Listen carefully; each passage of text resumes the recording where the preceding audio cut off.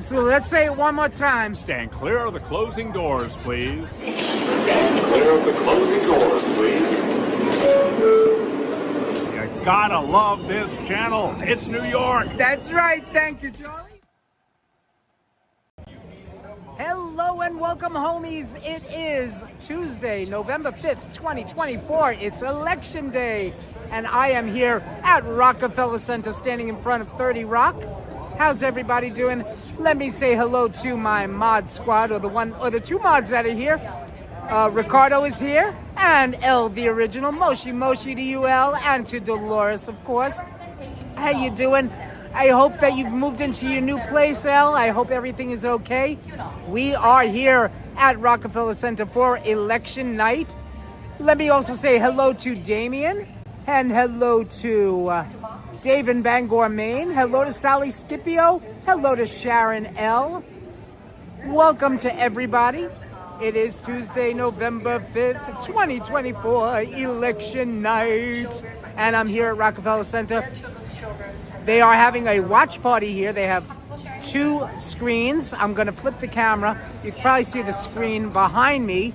That's the screen behind me. Let me flip the camera. In Pittsburgh, Pennsylvania, earlier today. Here's the screen in front of me. NBC News is right across the street, of course.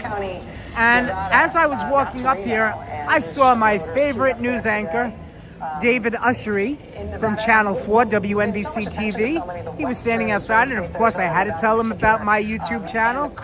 And of course he thanked me for watching Channel 4. OL is still packing and moving. Tomorrow should be finished, so I'll be in and out of the chat, but I'm here. Okay, no problem, El, no problem. I'm glad that you're here.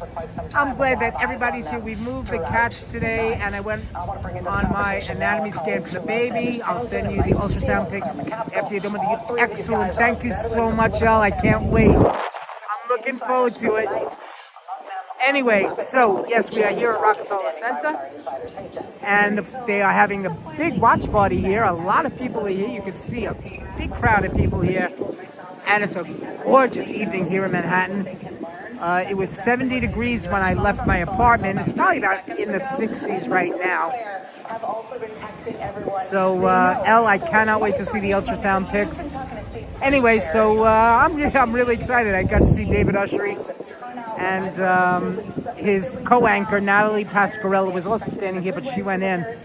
But I got a chance to chat briefly with David Ushery. So it was very cool, and yes, of course, I did mention Alan the homie Food and Fun, and he said, "I'm assuming it's all about food." I said, "Well, it's about food and fun." So anyway, it was very, very cool. He just went back upstairs to do the 7 o'clock broadcast. I don't even know if they're going to have a 7 o'clock broadcast, because their NBC National is on the air right now. But I don't know if the local WNBC station is going to be doing their 7 o'clock broadcast. But this is going to be going on all night. I'm sure people are going to be here watching all night. So it should be really, really exciting here. And of course, I voted. I voted by mail. I got my sticker. That's okay. Okay, Claire, you grew up in the Senate with a lot of people for election this year, who you speak of in, very There we go. Senator. But how are you hearing from them? What are they saying about where So, to sit in those key Senate seats? I voted early by mail, and I checked, as a matter of fact, I checked the status, and yes, my vote has been counted. So, this is really exciting. This is really, really exciting. Another great night to be here in New York City. Just enjoying the fun.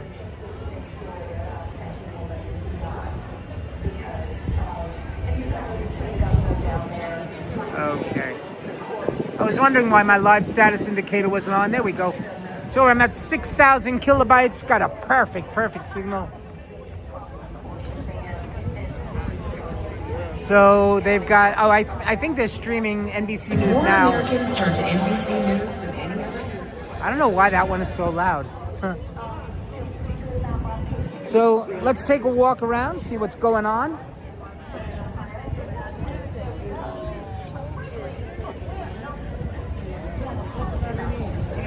And there's Lester Holt.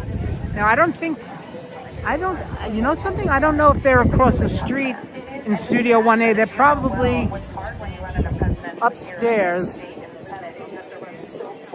I'm not sure. The person who's at the top of the ticket and rely on. I don't think they're in the studio across the street, but we're gonna go check. Okay, Michael Steele, you're always hearing all sorts of things. No, it looks like the lights are off Republican in Studio 1A. Alexander, what are they're at the bar?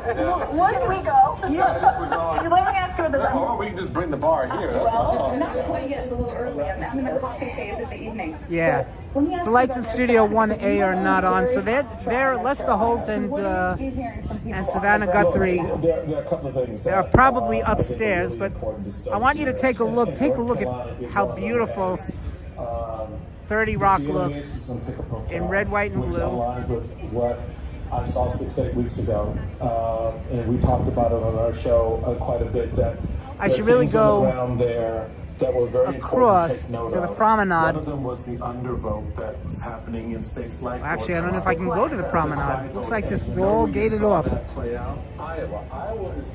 And by the way, the Christmas tree is going to be arriving, I think, this weekend. When you start peeling it back to and applying it to other states, you begin to see a pattern. And so when you're starting to look at how this is playing out, North Carolina becomes very, very interesting. The reality of it is that the gubernatorial candidate there is dragging down the presidential candidate. And that is, which is amazing. Is there anywhere to sit? Probably not. Probably not. As a matter of fact, you remember when we were here, the last time that you were here, El, they had those seats downstairs, but all of those seats are gone because of the skating rink. People are on the rink now. The ice skating rink is open.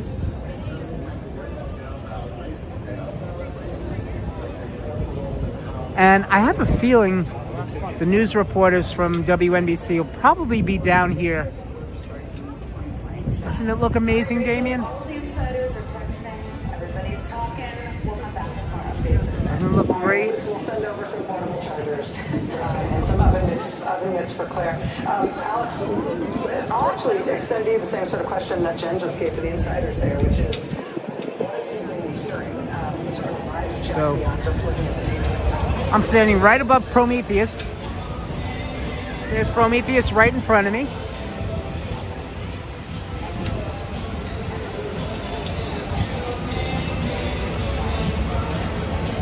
And the skating rink is open.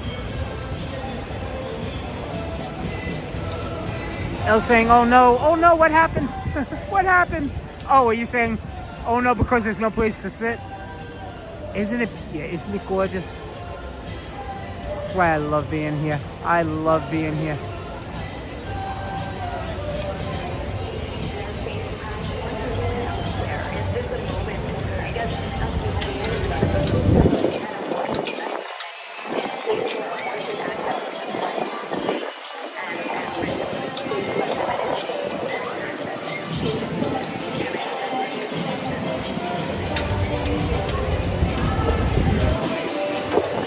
And hello, Jeremy Wynn. Jeremy, it's been a while since I've seen you. Hey, Jeremy. And hello to Alfred Clues. Alfred joining us from Canada. Hello, Alfred. So I am at Rockefeller Center, standing right behind Prometheus. There's Prometheus right there.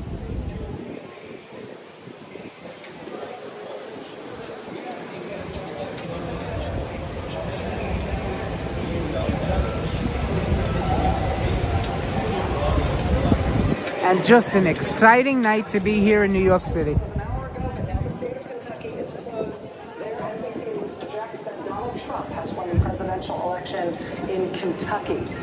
Wow, they're already projecting Kentucky. NBC News projects that Kamala Harris has won the presidential race in the great state. Woo! Virginia. NBC News projects that in the state of Virginia, the presidential race is too early to call in Virginia. Now to South Carolina. South Carolina polls are closed. Too early to call in South Carolina. And And finally, our last poll closing of this hour is in Silvio Arcaitano. Hello, Silvio. It's been a while since I've seen you. Wow, everybody popping in tonight. Projects that in Indiana, the race is too early to call. I will say we are expecting... It's way too early. I mean, the polls in New York aren't even closed yet. Polls in New York don't close until 9 p.m. We'll get a lot of that vote soon. Right now, in terms of the road to... Me too, El. I'm very nervous. Early on, I'm very nervous. And you know something? They're probably not going to have results, official results, for a few days. It's going to be, yeah, they're not going to have results for at least maybe a week. They definitely won't have results tonight. I know that. And Hung Kao, who is the Republican challenger right there. NBC News projects that the Virginia Senate race is too early to call. Going now to Indiana. In the Indiana Senate race, we've got Republican Jim Banks and Democrat Valerie McRae. Indiana projects that... Elle saying the Google results got her scared. Oh, no. This is too early to call. Jeremy Wynn saying, do you know who's going to win? I don't know anything. I don't know anything. If I was in the news, maybe. But even the news people don't know. Nobody's going to know. Nobody's going to know. A very closely watched governor's race, which itself is interesting. For those of you that are just joining us, I am standing in front of 30 Rock. Look how beautiful 30 Rock looks. Red, white, and blue. And finally, the Vermont governor's race at this hour between Republican incumbent Phil Scott and Democratic challenger Esther Johnston. The governor's race. The home of NBC News. Initial projections for the first big round of... Exactly. Yeah, you're absolutely right, Damien. Arizona won't be known until probably, most likely, this weekend.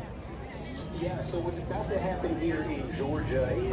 and there's Steve Karnecki. Every early vote from every There's county Steve has to be reported Karnecki. out in the 7 to 8 o'clock hour. The early vote is more than 4 million votes. We know that. It's about 80% of all the votes. So we're just waiting. This could start lighting up any second if it goes to plan. While we wait for that, I do want to show you Florida, because Florida is a state that counts super fast. And while we don't think of Florida as that competitive tonight, one that we wanted to look at, I wanted to flag, is right here. This is Osceola County. This is a biggie just south of Orlando. Why am I flagging this? Because this is one of 3 Hispanic majority counties in Florida, and this county has the highest concentration of Puerto Rican Americans of any county in Florida. 1/3 of the population in Osceola County is of Puerto Rican descent. So, all right, I think we need to get rid of Brianna. I don't know who that is. Never seen this person before, but I think we need to get rid of Brianna. Has actually been doing much better in this county than Republicans have. Say goodbye, Brianna. Donald Trump lost this by 25 when he first ran. Look at this in 2020. We talked about his Hispanic voter growth in 2020. Thank you to whoever just got rid of her. A 14-point loss. This was one of his biggest leaps in Florida. What you're looking at here is even closer right now. Jeremy Wynn saying, I went to Florida last year for summer vacation. Must have been very hot. These initial batches. Hello, Alicia. Alicia Riggs is joining us. Hello, Alicia. No, it's way too early for results to come in. Way too early. Is as good as it gets for a Democrat in any given county, because then polls close in New York at 9 o'clock. In New Jersey and Connecticut, they close at 8 o'clock, and I don't know about the rest of the country.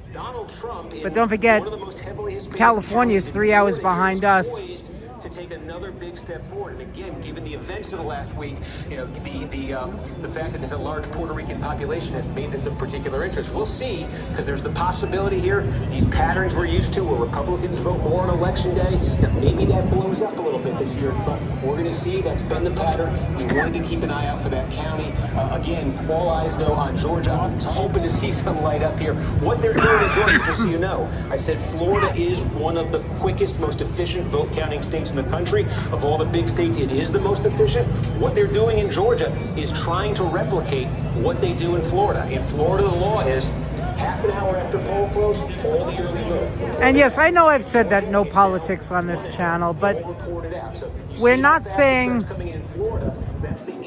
you know, we're not saying anything about any of the particular candidates. We're here because this is just a fun night to be out at Rockefeller Center. Rockefeller Center looks beautiful. And the Macy's Thanksgiving Day Parade is going to be on Thanksgiving Day. On Thanksgiving Day. the electoral college standpoint, it makes no difference. Again, I wanted to come to Rockefeller Center because I had seen on the news that they were going to have this watch party. And it's just it's a beautiful evening out. It's warm. It's actually warm on November 5th. Can you believe this? Let me interrupt you here for a second. Exactly, El. People are just looking to start drama, and we don't need that. I don't know who that Brianna person was, but I'm glad that somebody got rid of her. It was either UL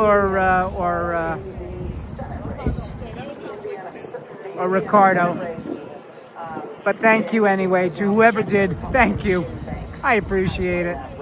We don't need that nonsense in here. Just after poll closings in Indiana, there is an additional race in Indiana that we are watching. This got nationwide eyes on it, which again is a remarkable thing given Republican prospects broadly. I am at Rockefeller Center, Jeremy. I am at Rockefeller Center, yes.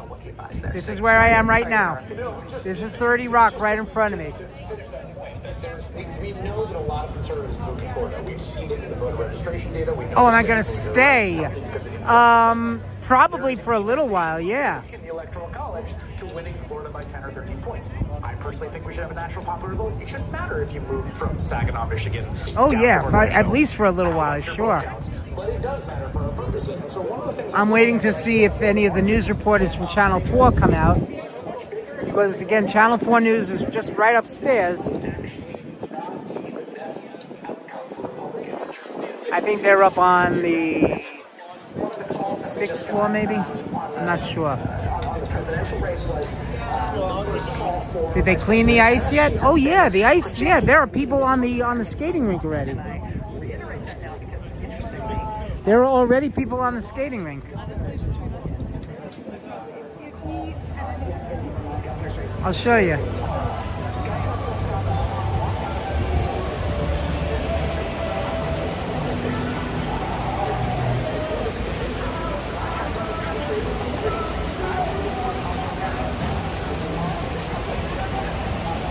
Standing right behind Prometheus. There's Prometheus right there.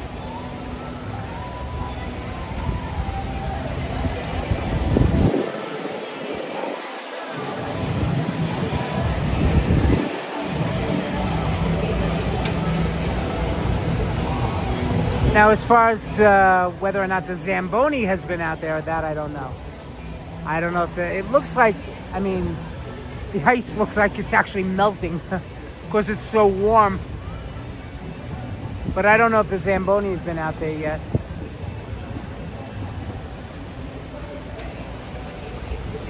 But the ice looks very watery.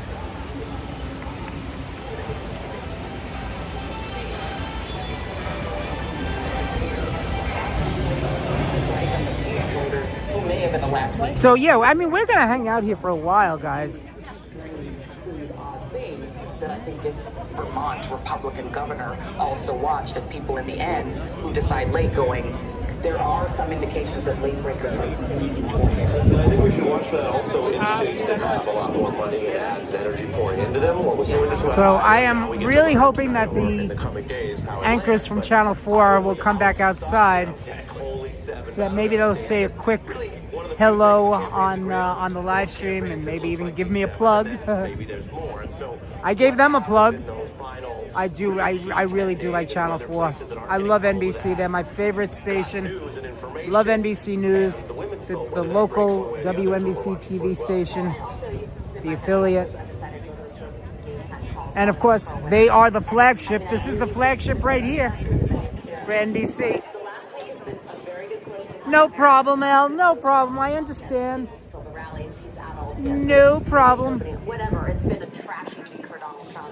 It's been a very strong week for Kamala Harris. And if you're sitting there in the line thinking, I want to vote for the person who has a W at the end of their name after this is all over, that's a good thing for Kamala Harris. Thank you, El. Thank you, Dolores.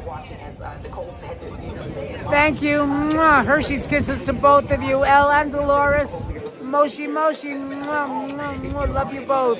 I can't wait until you're here. I miss you guys. Mwah. Hershey's kisses to both of you. Love you both.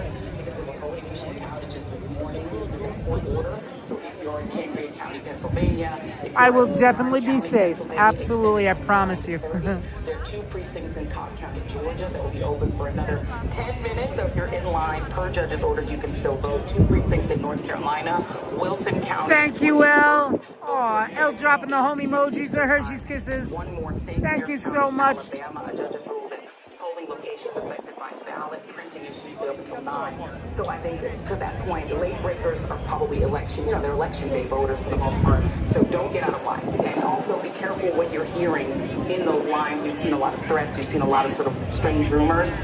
Try not to spread them. Hey, Stylish Bunny. How you doing, Stylish? Spread disinformation on accident. Just stay in line and do your thing. One job. Don't be dissuaded. Don't be afraid. So again, I am here at Rockefeller Center. While we are waiting for what we expect, They're having a huge watch party. out of Georgia. Let's go live. You can see all of the people here.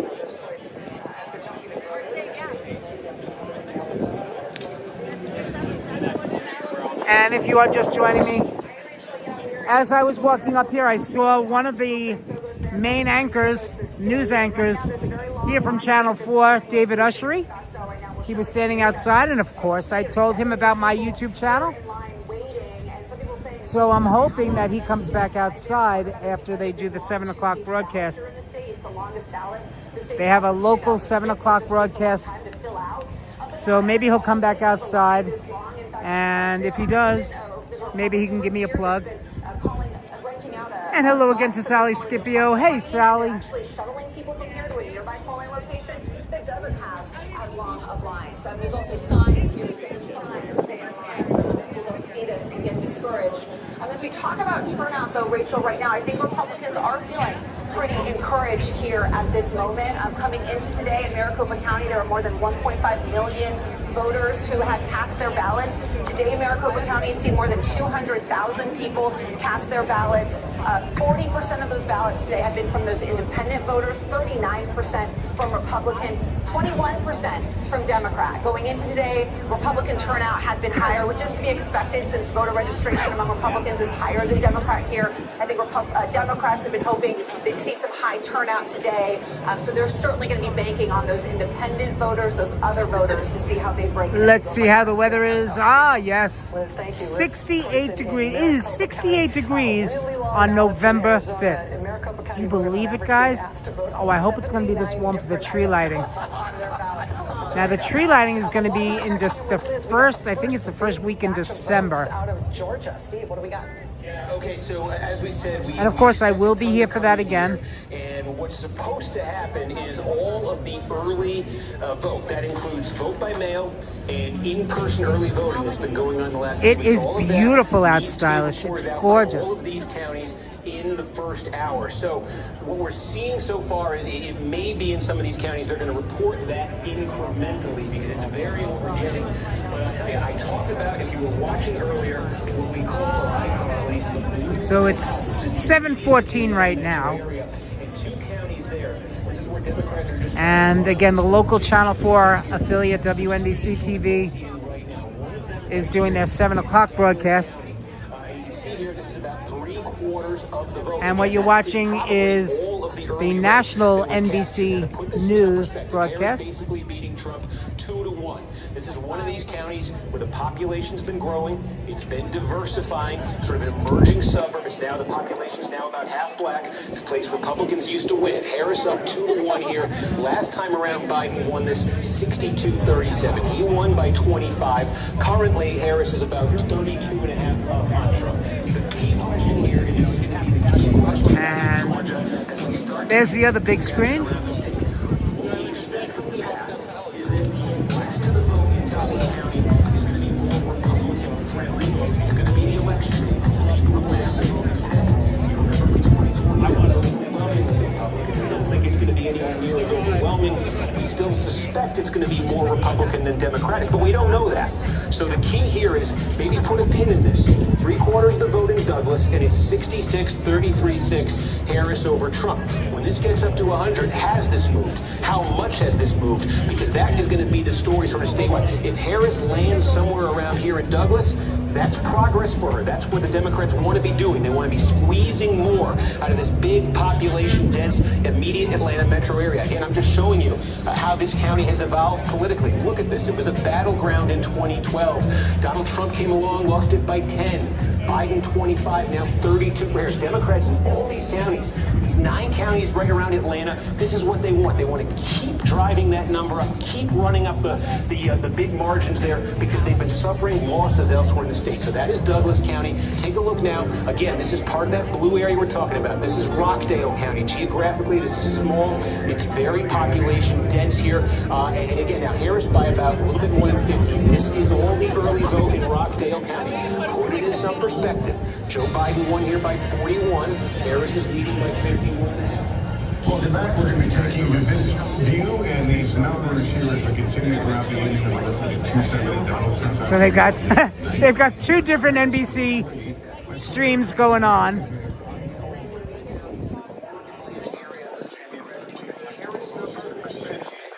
They've got the screen that I'm looking at right now, and then they've got the other screen. And everybody, please subscribe to Stylish Bunny. Check out her channel, everybody. Thank you so much for posting that. You can also post the link to your channel as well just by typing exclamation LINK right here in the chat. And your channel will be posted right here in the chat. So go on and do that, guys. Because again, just putting this in some perspective, this is a very high income, high college degree concentration suburb right outside Atlanta, exactly the kind of place. Let's help our fellow YouTubers and increase our YouTube family. This was 12 years ago, core Republican bedroom community county.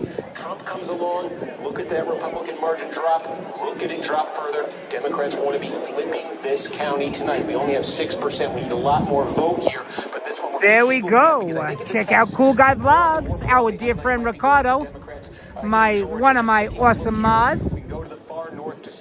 Check out Ricardo's channel, Cool Guy Vlogs. Thank you for posting that, Ricardo. So the question for Trump here, he's going to be winning these counties with 75, 80% of the vote.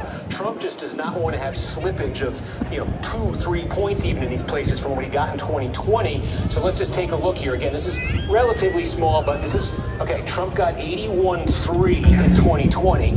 He's at 80.3 right now. This is the early vote from Union County. Remember, one of these things that we saw in Georgia was Republican voters who were very hesitant to vote early, to vote by mail. Oh, absolutely, Stylish. No, don't say that. Don't say that, Stylish. Georgia, just based on the numbers we were seeing from the early vote process. So look at all the early vote that came in from Union. Very different from 4 Stylish. years ago. And again, I know that your channel is great. From Union is more Republican than what's come out. Trump could be hitting that number from 2020. Again, it's not. I've seen a lot of your videos, Stylish, and you really have some awesome stuff on your channel. Everybody check out Stylish Bunny. That does start to add up statewide. So that's what we're going to be looking for in North Georgia. Sorry, I didn't mean to get out of the state. And you're always welcome to share your channel. This is over 1 million people in Gwinnett. This is like the most racially, ethnically diverse county in Georgia, one of the most in the country. Okay, it's only 1,000 votes. I thought I was setting up for a lot more there. But this is what I mean about coming in incrementally. So sometimes you swing and you miss, but this is a big one to keep an eye on tonight. Fulton is the biggest in this area. Gwinnett is right behind it here, rapidly growing. You're talking about a third white, a third Hispanic, a quarter Hispanic. My pleasure, Stylish. American, very diverse, growing Democratic. So again, we're going to keep an eye here, see what else comes in. I'll give a shout if we got some ones. All right, so Georgia making good on its promise that it would produce a lot of votes very early. Let me just tell you one thing about. We're going to get you more subs. Don't worry about it, Ricardo. We're definitely going to get you more subs. Joy was mentioning earlier, there are a number of precincts in Georgia where polls are still open because. And we've got 25 people here in the chat right now, guys.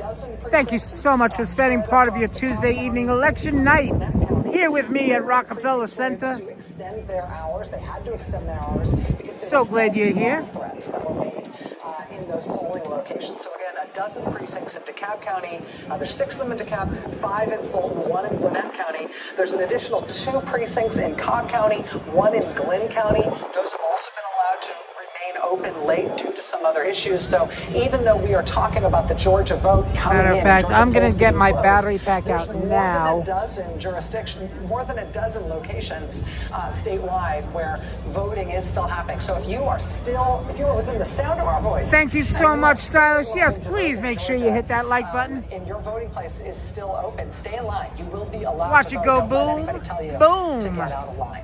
The other thing I need to tell you is that One more time, coming up in less than boom. 9 minutes One is more our next time, big closing of boom. the swing state in And North if you're new to the Carolina. channel, We're gonna take a break please right now. subscribe. When we come back on the other side of the break, Please share it we're with gonna your have friends. And of Democratic course, Governor at the joining very us end, live. please leave a Don't comment. miss it. It helps the algorithm. We love you guys. You know how they go up? Gravity just brings them right back down. Hershey's Kisses to everybody. Give yourselves a round of applause.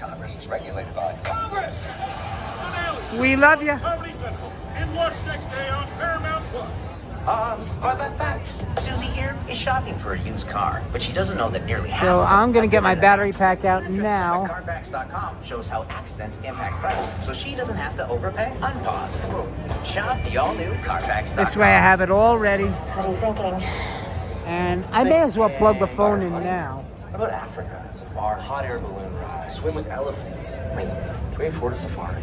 Great question. May as well plug it in now. Or put the money towards the down payment My battery pack is well charged. in Montana. With horses. Let's take a look at those So scenarios. why not get a head JP Morgan start? Wealth Management has advisors in Chase branches and tools like Wealth Plan to help keep you on track. When you're planning for it all, the answer is Oh, no. JP Morgan Wealth Management. Ricardo saying I already lost more subscribers. So now, oh wow, down to 1,108. Oh man. You should check out Inspire. Oh, No mask. don't worry, you'll get it back just up, Ricardo. sleep. Learn more and view important safety information at inspiresleep.com. We'll get those numbers back up, We're all trying Ricardo. to figure out who will be the next president of Paul Riaz gang. The Daily Show on Comedy Central. And watch next day on Paramount Plus. Does your fiance know you're spending this much money? $284 a month on subscriptions. Where do you see that? Just get Rocket Money. It shows all your subscriptions in one place, and you can cancel the ones you don't use. We'll get those numbers back up. Don't worry, Download the app Ricardo. today. Lulu, over $100 for leggings. I'm moving on to Fabletics. In Fabletics, we got this. Fabletics is the feel better legging, the feel good legging, the perfect little boost at the feel good price. Get 80% off at Fabletics.com. The votes are in. The next president of the United States is... Lord, to you we entrust our communities, There we go. Okay. our leaders, our president, our country. We give it all up to you. All right, so the phone's plugged in. I may as well plug in the gimbal as well. Amen. Yeah. Tomorrow, on the morning after the election, Joe, Mika, and Willie unpack the results. There is so much at stake, so much on the line. Give me a second. Comprehensive analysis of the 2024 election. You need your Morning Joe. I think it's so exciting to watch and see where the American people come down on their decision. And ultimately, that's what voting, what democracy, and what elections are all about.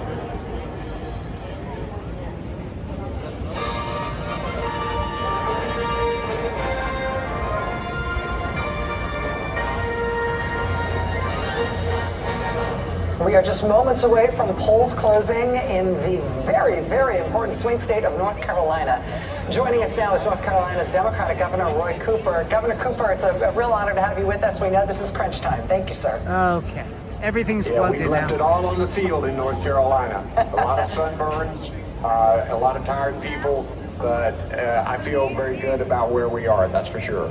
As we head toward this imminent poll closing in just a few minutes, how has Election Day gone in North Carolina? Have you had any significant glitches, anything you didn't foresee, anything that you want to tell Sorry us for all the just before shaking, polls guys. close? We haven't. We've had safe and secure elections in North Carolina for decades. Things went Yeah, smoothly you're absolutely today right, with Ricardo. A lot of people voting. YouTube, I don't know what's going on with YouTube and why people are their names are all of a sudden being blocked or something. But you're absolutely right, Ricardo. I don't know what's going on with YouTube. But I know it's definitely not it's not Prism. I know it's definitely not Prism app. The Republican legislature overrode It has to be something with YouTube. Something's going on with I think YouTube. that's going to play significantly in this race.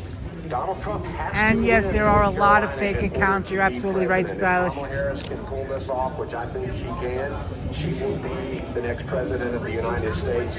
We've seen a lot of Donald Trump and J.D. Vance. Okay, and now Steve Karnicki is... Oh, no, that's not Steve Karnicki. That's not Steve Karnicki. Steve Karnicki, they call him Khaki Karnicki. Because he always wears his khakis. Khaki Karnicki.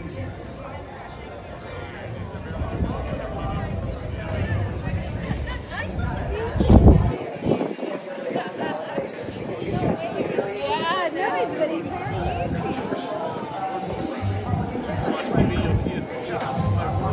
And who knows who we'll run into over here. You know what would be really cool if I run into like Jimmy Fallon? Wouldn't that be awesome? I would love to run into Jimmy Fallon. Or Seth Meyers. That would be so cool. But I know that they do their shows earlier. They tape their shows earlier in the day. But it would be really, really cool to run into them.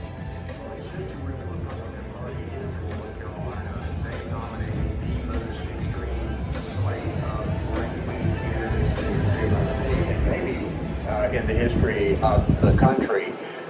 In North Carolina, it will be so important. You never know. When you're at Rockefeller Center, you never know who you're going to run into. I mean, I could run into FAO Schwartz right now, which is right over here. And who knows who could be in FAO Schwartz? I do think, however, that these races have become so important. With the governor's races, That's why I'm saying you never know who you're going to run with the into. superintendent of public instruction, with our attorney general, Jeff Jackson is running against Dan Bishop, who is part of the Marjorie Taylor Greene group in Congress. Stylish says I want to run into Ed Sheeran. Hello to JD here. Hey, JD. JD joining us from the Canadian Rockies. How are you, JD? She has had in North Carolina, it's the best that I've ever seen here. And with that bottom-up help, you've got a top-down and a bottom-up converging here, hopefully for our Again, we are at Rockefeller Center, standing right in front of 30 Rock. About 90 seconds away from poll closing your states. And hello, Irina. Hi, Irina. And we're sure we'll be checking in with you again. Thanks, Rachel. While we've been speaking with Governor Cooper, we have a projection to make. NBC News can now project that in the great state of Vermont Senator... Bernie Sanders. With the Democrats. Bernie Sanders has been reelected Nice. as Vermont's senator. That means NBC News has projected in Vermont that Kamala Harris has won the presidential there and Bernie Sanders is reelected there. We're also... Doesn't Bernie Sanders sound like Larry David? Vermont. Interestingly, there's an I swear, Bernie Sanders sounds just like Larry David. after coming out of his own polling place today that he cast Me his too, ballot Irina. as I'm very nervous. I am very, very nervous. Lawrence, checking in with you real quick. And again, we're not going to know official results, Just on the Senator Sanders reelection. at least for a few days, maybe even by the weekend. Flawlessness, which with Kamala Harris has held together the full range of the Democratic coalition. Bernie Sanders to her left, everyone else in the party held them all the way, right to the finish line.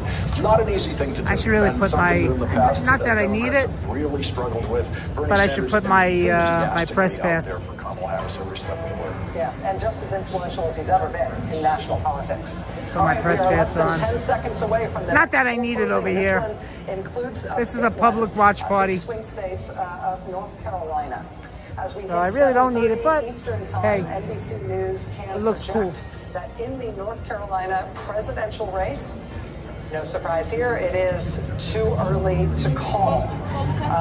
North Carolina, not the only state that's closing at 7:30. If I do happen to see any of the people from Channel 4, I should really get my stickers out the winner. West Virginia's presidential race, NBC News projecting that right now for Donald Trump. And in Ohio, NBC News is projecting that in the presidential race, it is too early to call between Kamala Harris and Donald Trump. Looking at the road to 270, we are still just barely on our way. 23 electoral votes thus far for Donald Trump, with the West Virginia, Indiana, and Kentucky races called for him, and Vermont thus far called for Kamala Harris, 23-3 on the electoral votes. Let's look at Senate and governor's races. Let's go back to Georgia, to the Georgia battleground, the presidential race. Still too early to call. You see we've got about 8% in, but Steve Kornacki's been watching the vote come in Georgia. We are expecting to see quite a bit of vote come in Georgia within this first hour after poll closings. Now, forgive me, let's go to some Senate and governor's races. This is the Senate race, very closely watched Senate race in the great state of Ohio. This is why I need a second person, Democratic guys. Senator Sherrod Brown is facing Republican challenger Bernie Moreno. This is why I need a second person. This is too early to call at this hour. And in West Virginia, JD saying, finished a week of work at the care home. Now, this is the Senate seat that was held by former Democrat, now independent Joe Manchin. This is and now hoping and praying for President Kamala Harris. Yes!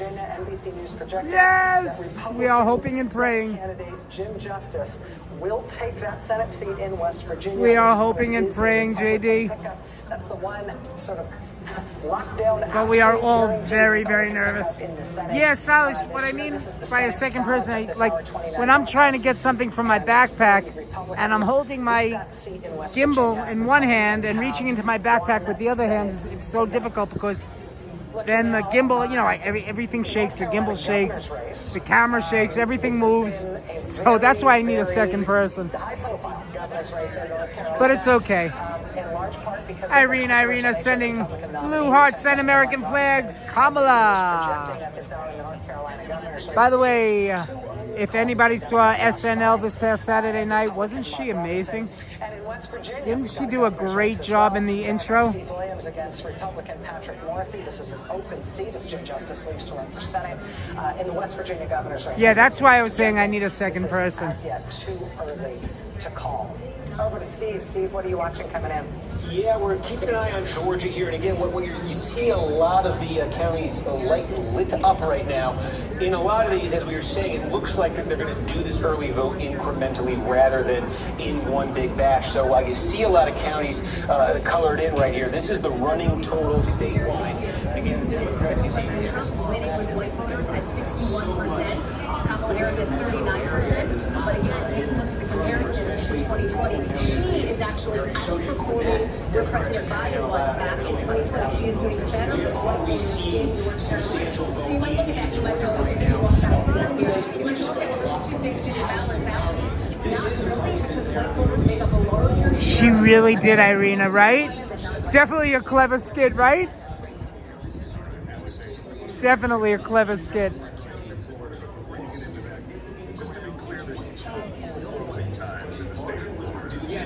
So again, on the screen right in front of me now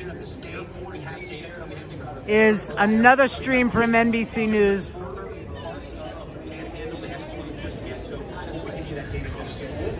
And there's Steve Kornacki. Slip any further. In fact, to have a good night in Georgia, he wants to go back a ways. Let me show you. This is what happened in 2020 in this county. Oh, thank you so much, Ricardo. Ricardo said if I was there, I would hold your gimbal for you. Thank you, Ricardo. I appreciate it. All the way to 12 in 2020, and he wants to get this number back up. So as we say, we expect the vote you're seeing right now, the early vote, to be the best it is for Democrats, because it includes that vote by mail, and we expect the remaining vote to be more Republican friendly. We don't know if that's going to happen. We're going to see these completed counties, but if that is the pattern, if that holds, then that is a positive development for Trump in that county. That's something he needs to replicate in a lot of other counties. We also got a big batch here. This is a Coney County. This is right outside of Athens, where the University of Georgia is. This is one of the wealthiest counties in Georgia. It's heavily white, high concentration of college degrees, but yet actually still a very Republican county. And again, you're looking at all of the early vote here. And again, the kind of place Trump doesn't want to be slipping anymore from 2020. So again, he puts that number above 66. So that's only two counties, but that's what we're looking for as the Trump county counties start to come in. Let me just take a look. I think we might have been, again, resetting statewide there. Those are the numbers statewide in Georgia right now.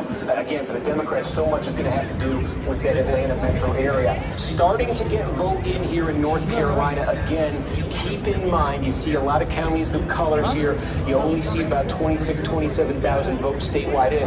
Also going to come in very incrementally here. You know, look where Raleigh is, Wake County. This is one of the biggest Democratic vote-producing counties in the state. You got Durham County right next door. Like something big just came in. We'll take a look here in a minute. Orange County. But I just give you a sense of North Carolina. A couple things. We expect what's going to be reported out here in the earliest part of the night is the vote by mail. Again, this is going to be very familiar to a lot of places. The vote by mail and the early in-person vote. And that's the majority of all the vote in North Carolina is going to be those two methods. So for those of you again that are just joining us, I've got my sticker. Friendly on the whole, then the same day vote. We're going to see if that's how it plays out. But as we get big batches in these counties, we're looking at that pattern here where perhaps the Democrats do their best and then Trump on the election day vote is trying to come back. Just give you a sense here on the political geography of the state we're going to be following tonight.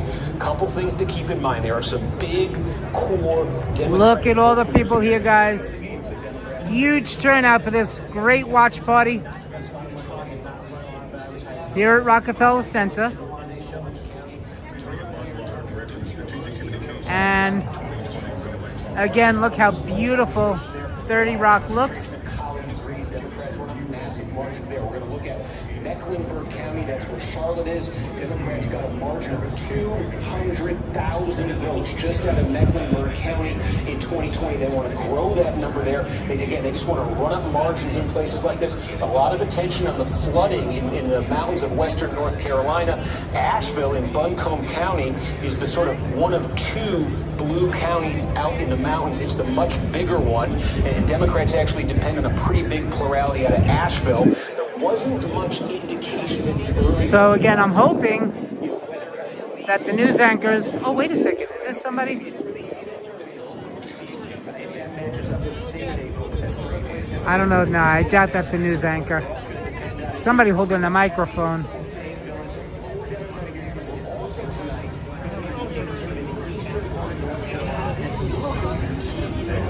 But it might be just... Oh, wait. I don't know who this is, but there's no camera person. Oh, wait. No. I don't see a camera person.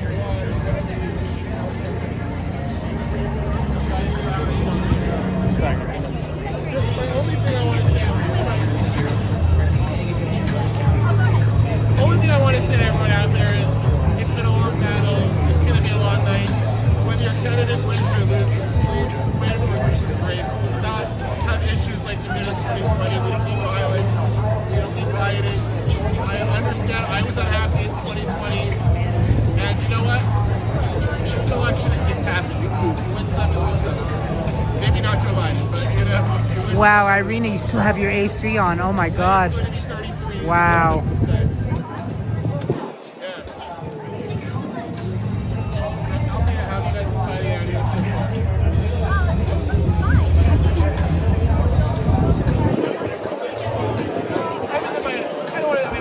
The weather here was warm too, Ricardo.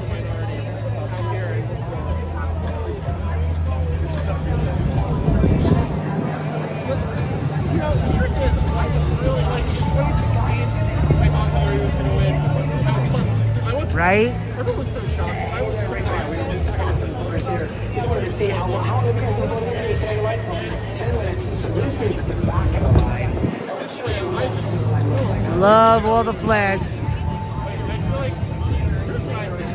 I think it's Kamala when it's going to get like show by like 10 o'clock. And some places we should go until like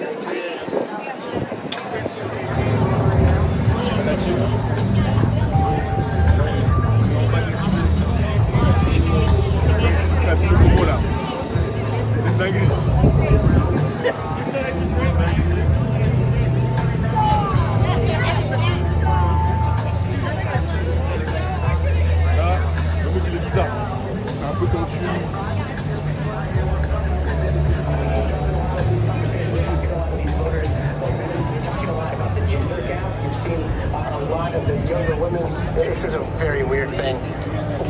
spots, walking around on campus. Oh my God, Kind of wow. surreal It's been sign close at to times. 80 every day, Irina. Oh my God, wow. Wow. Tomorrow, we're going to hit a record. Tomorrow's supposed to be, I think, 75, which is a record for November 6th here in New York City. I think the record high was 72. We're going to beat that record. Or maybe, no, I'm sorry. I think the record high was 75, and tomorrow it's supposed to be 76. So I think we're going to beat the record by 1 degree tomorrow. But this weather is crazy. And that's why I was saying the other day when I was covering the marathon that it's been like a roller coaster. The temperature goes up and down and up and down and sideways. It does loop-de-loops. It's crazy. This weather has been crazy. But we can all thank global warming for that.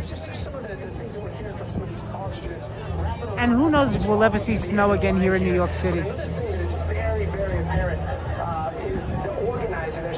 You never know. Today it went up to 77 where Cool Guy is. Wow. Cool Guy, for those of you that don't know, is in, Ricardo is in Dayton, Ohio. It was 77 in Dayton. Wow. Everybody knows where Ricardo's from. Everybody here knows that. See or know who somebody was voting for before they went into the polls. We were at another polling site in Mesa, Arizona.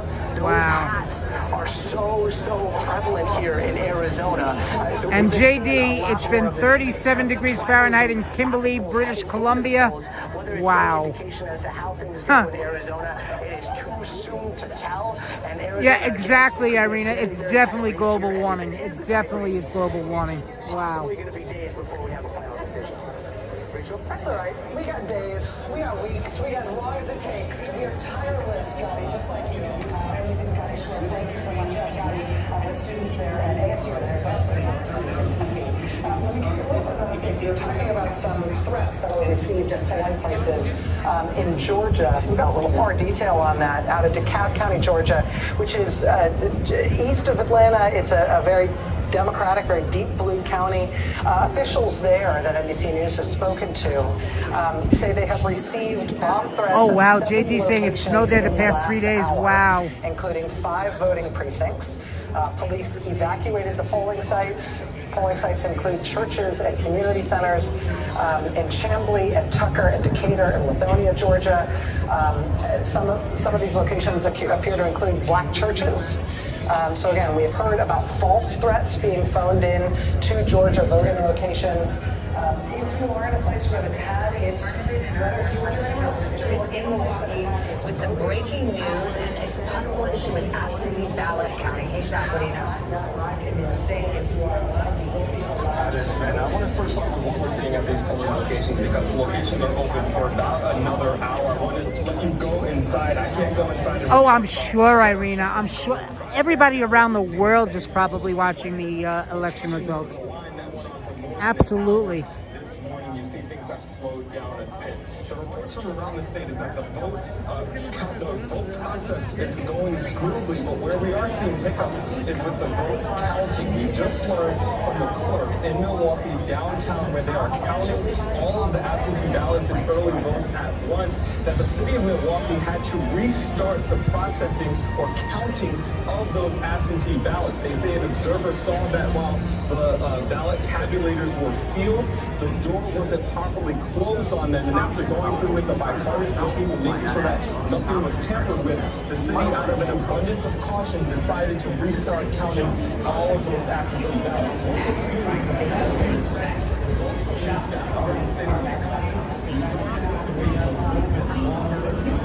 In the past, that they weren't expecting results from the city to come until after midnight Central Time. We now believe that. Looks like there are a lot of people here with gimbals. Either that or selfie sticks. I can't tell who's a live streamer or who's just doing this just for the heck of it. Exactly, JD. Yes, this election will definitely reflect on the economies around the world. table here. How you've been looking at some of the exit polls. I think you've got some North Carolina information and some interesting results. So there's some conventional wisdom here, and then there's some data that flips the conventional wisdom on its head. So let's talk about that, specifically as it relates to these age groups. We know, right? So again, you got two different NBC streams going on. You got Savannah Guthrie and Lester Holt on this screen. And then behind me, which is now in front of me, on the other screen, you've got another NBC News stream. Call your prescriber if you have any of these symptoms. Wegovy may cause low blood sugar in people with diabetes, especially if you take medicines to treat diabetes. Call your prescriber about vision changes, if you feel your heart racing while you rest, or if you have mental changes. Depression or thoughts of suicide may occur. Common side effects include nausea, vomiting, diarrhea, constipation, stomach pain, flu or upset, headache, feeling tired, dizzy or bloated, gas, and heartburn. Some side effects lead to dehydration, which may cause kidney problems. With Wegovy, I'm losing weight. I'm keeping it off. And I'm lowering my CV risk. Check your coverage before talking to your prescriber.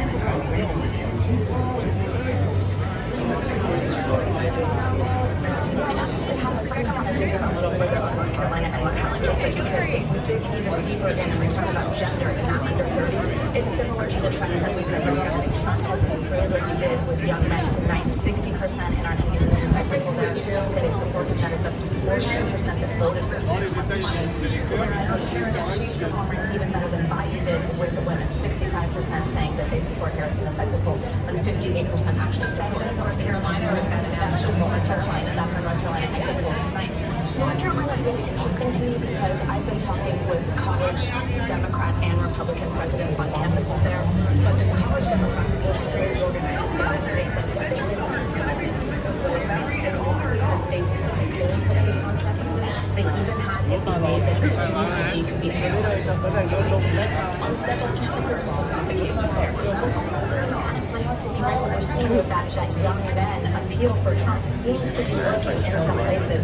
I'm interested to see if that continues throughout the night. We heard Gotti mention like those podcast appearances earlier tonight, Joe Rogan, Logan Paul, things like that. This seems to be where he is aiming. Box, videotapes, film reels, and photos that are degrading. Legacy Box professionally converts them to DVDs, thumb drive, or the cloud. Legacy Box is simple and safe. And over 1 million satisfied customers. So eventually I'm going to have to go get something to eat because I'm starting to get a little bit hungry.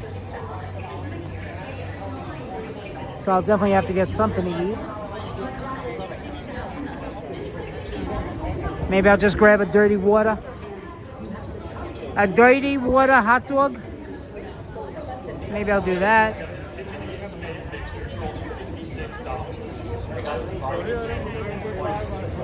And shipping is always But I'll get something. right now and see how Not yet though. Not yet.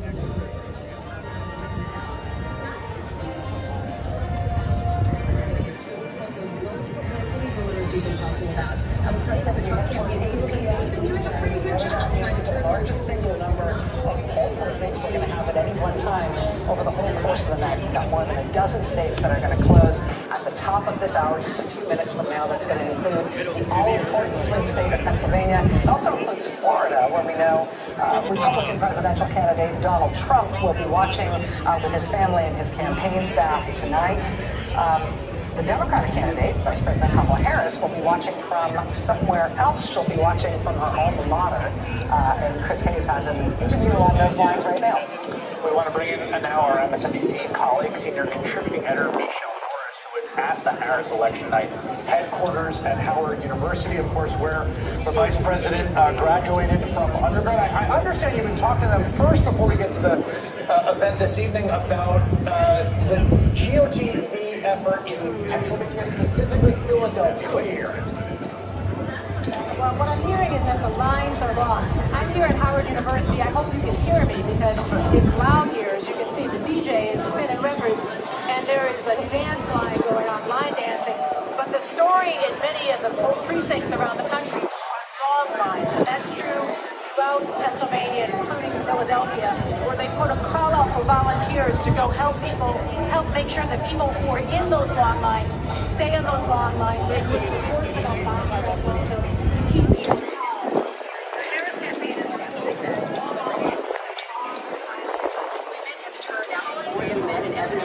So like I was saying, the Christmas tree, which will be placed right in the spot where I'm standing. The Christmas tree is actually supposed to be arriving here this weekend. I believe they're going to be chopping it down tomorrow. And then, of course, they'll put it on the flatbed truck. It's coming from Massachusetts this year. So, of course, it's a Norway spruce. And the tree should be here by this weekend. And then, of course, they have to stand it up. And then it'll take a couple of weeks for them to put the lights in. And you know the whole process. You saw it last year.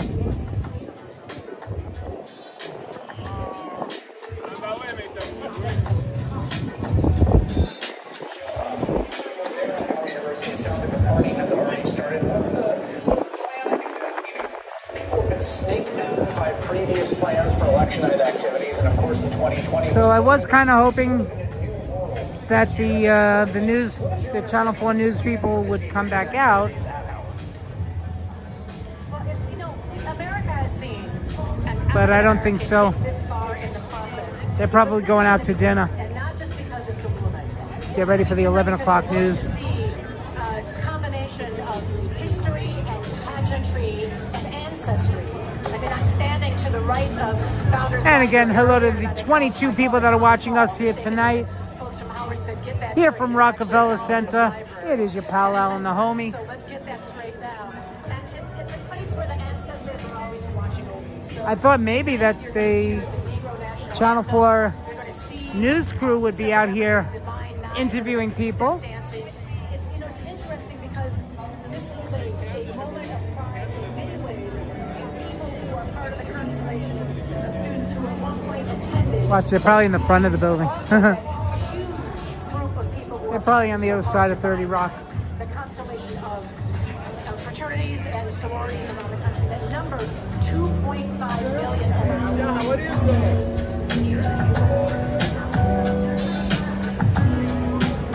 But yeah, I'm sure that they're probably, I know that they're already done with the 7 o'clock news report.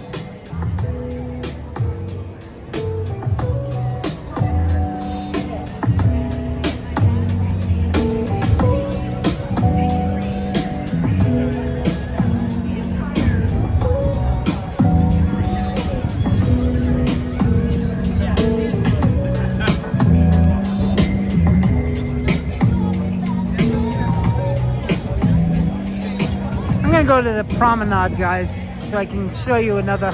Oh, there's the Zamboni.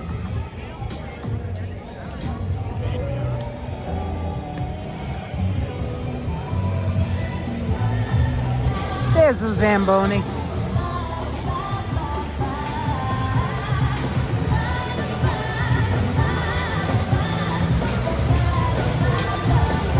Yeah, but this year, Ricardo, the tree for Rockefeller Center is coming from Massachusetts.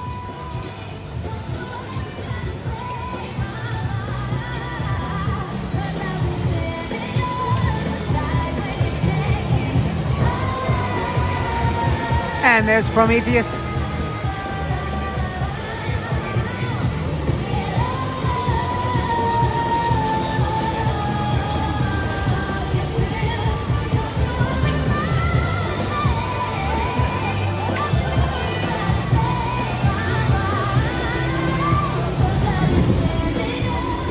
So let's go over to the promenade so I can show you a nice view of 30 Rock from the other side. And of course, here are the lights that are shining up on 30 Rock, the red. So all of these spotlights are shining up on 30 Rock.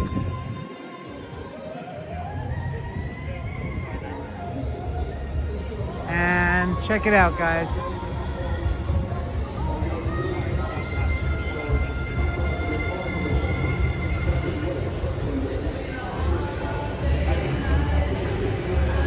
Isn't that awesome?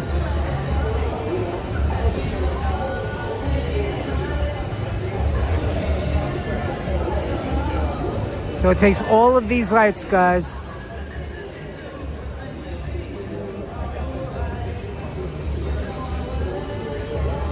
It takes all of these lights, guys, to light up that building, to light up 30 Rock.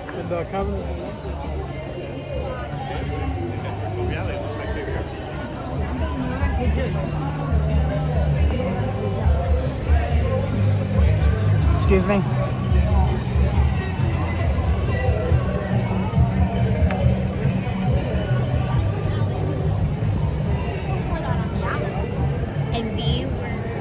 So now we're on the promenade.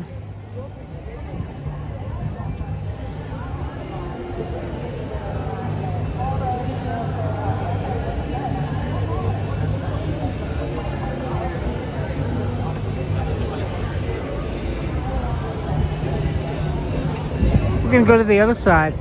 Go back to where I was standing before.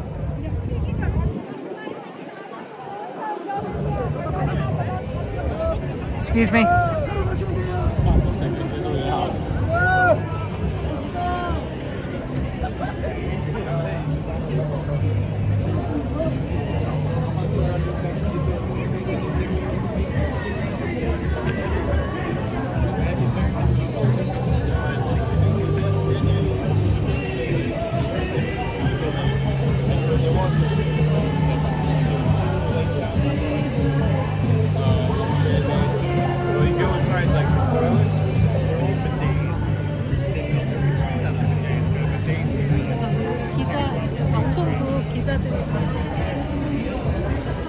In there.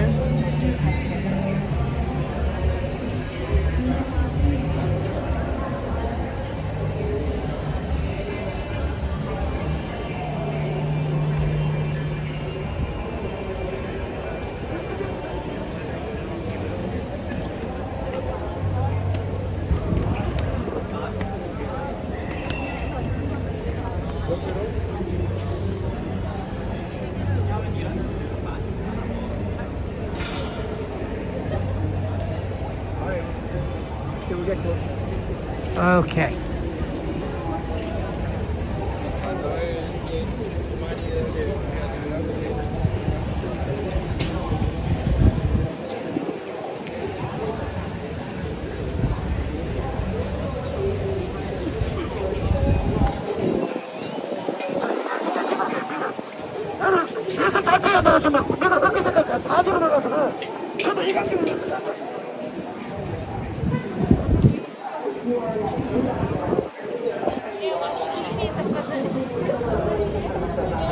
Okay, so now we're back.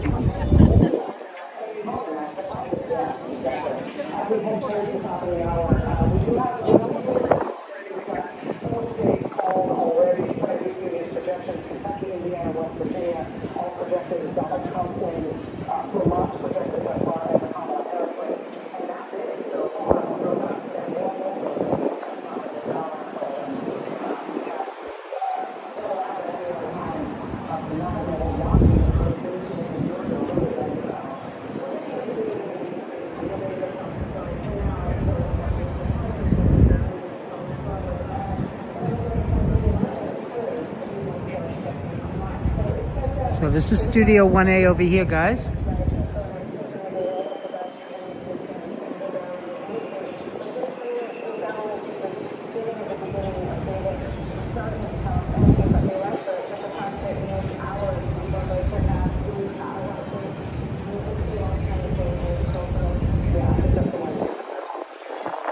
Yeah, it is kind of slow. It is. It's okay. Nothing to worry about. But yeah, you're right, Ricardo. It's kind of slow, but don't worry about it. It's okay. So again, this is Studio 1A. There's a lot that's done in Studio 1A. The Today Show.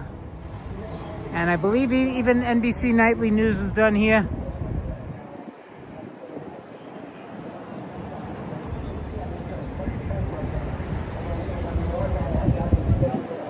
We're gonna go back across the street in front of 30 Rock.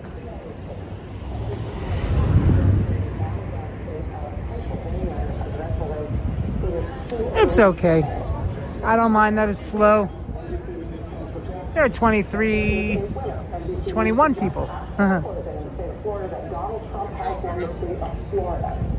In the state of Massachusetts, NBC News projects What? Oh. It's only for the access at the moment. What's only that? People who work here can come inside. Oh, well. Oh, you have an ID? I have press pass. Press pass. Who's that issued by? New York City. I'm not sure. Have you been here already? I was just in there, yeah. Thank you. NBC projects a winner. Donald Trump projected to win the presidential race in the state of Missouri. In the state of Alabama, NBC News projects the winner of the presidential race is Donald Trump. In the state of Oklahoma, NBC News projects... I guess maybe it was a good thing that I wore my press pass. In the District of Columbia, which for some reason is the state.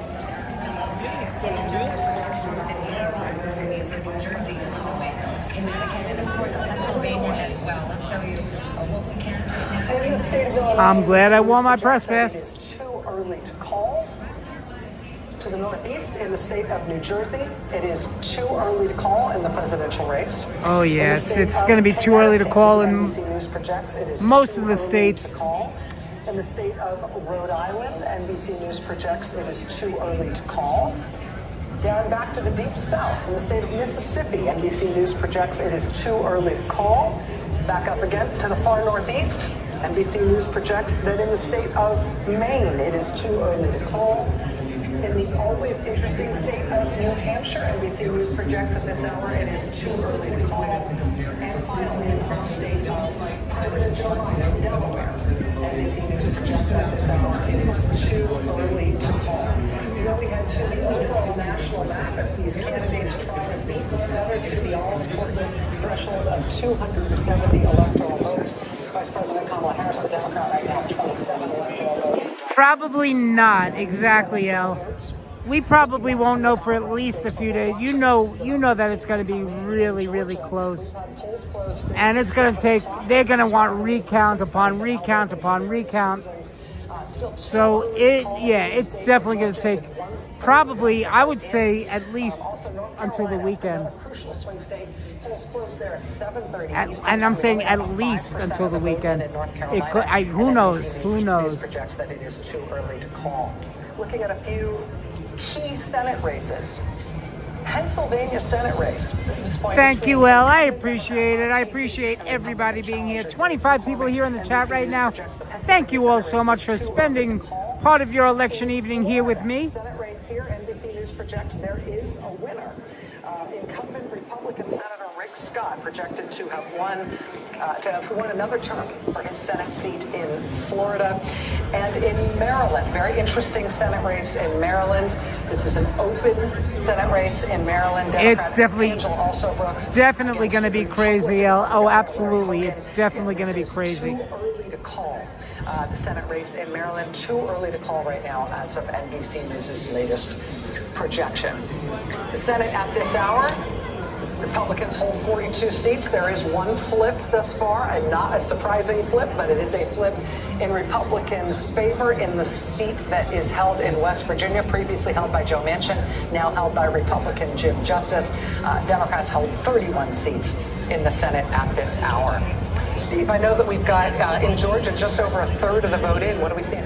We're starting to see a bit of a picture maybe emerge with a couple of layers to this again. A third of the vote, we see Donald Trump up by about 200,000 here. I say there's a few layers. The first I can tell you is this one thing we're looking for here, and I'm looking for in Georgia, I was describing it earlier. There's just a lot of very small rural counties. We're seeing a deep granular questions. One of the questions coming in this morning was, would there be any slippage for Donald Trump in those counties? There's one more Republican Trump counties. Remember, he's trying to make up a deficit. He lost by about 12,000 votes last time. So we've got about 10 now completed of those rural, heavily Trump counties. We're talking about places where he's going to get 70, 75, 80% of the vote. In all 10 that have now been completed, Trump's vote share relative to 2020 has gone up between 1 and 3 points. So there's a lot more rural counties out there, but they start to add up. It's 10 for 10 so far. It's the next one. You can really draw other layers to this. Let me take you to another one. We talked about I didn't know what was going on inside, but it looks like it's a tour group. This is the biggest of the big. This is where Atlanta is, or most of Atlanta is another county. But again, we've got the early voting here, a lot of it. And here's Harris, put this in some perspective. This is how Biden did in Cole County in 2020. And again, like all of these Atlanta metro counties, the story here has been Democrats getting bigger and bigger margins election after election. They want that trend to continue tonight. They don't want it to stop. They don't ever want to recede from that number. And so with some same-day voters still coming forward, we want to see how this develops, but they want to have the number of Democrats too high. 71 is a very high number. The margin's very big. They look to have it higher than 71. There's still votes to come, but we're keeping an eye on that. We've also got here, this is just as core a Democratic county as you're going to get. A large historically... Yeah, oh no, I'm okay. It's just my throat's getting dry. I should have gotten a bottle of water.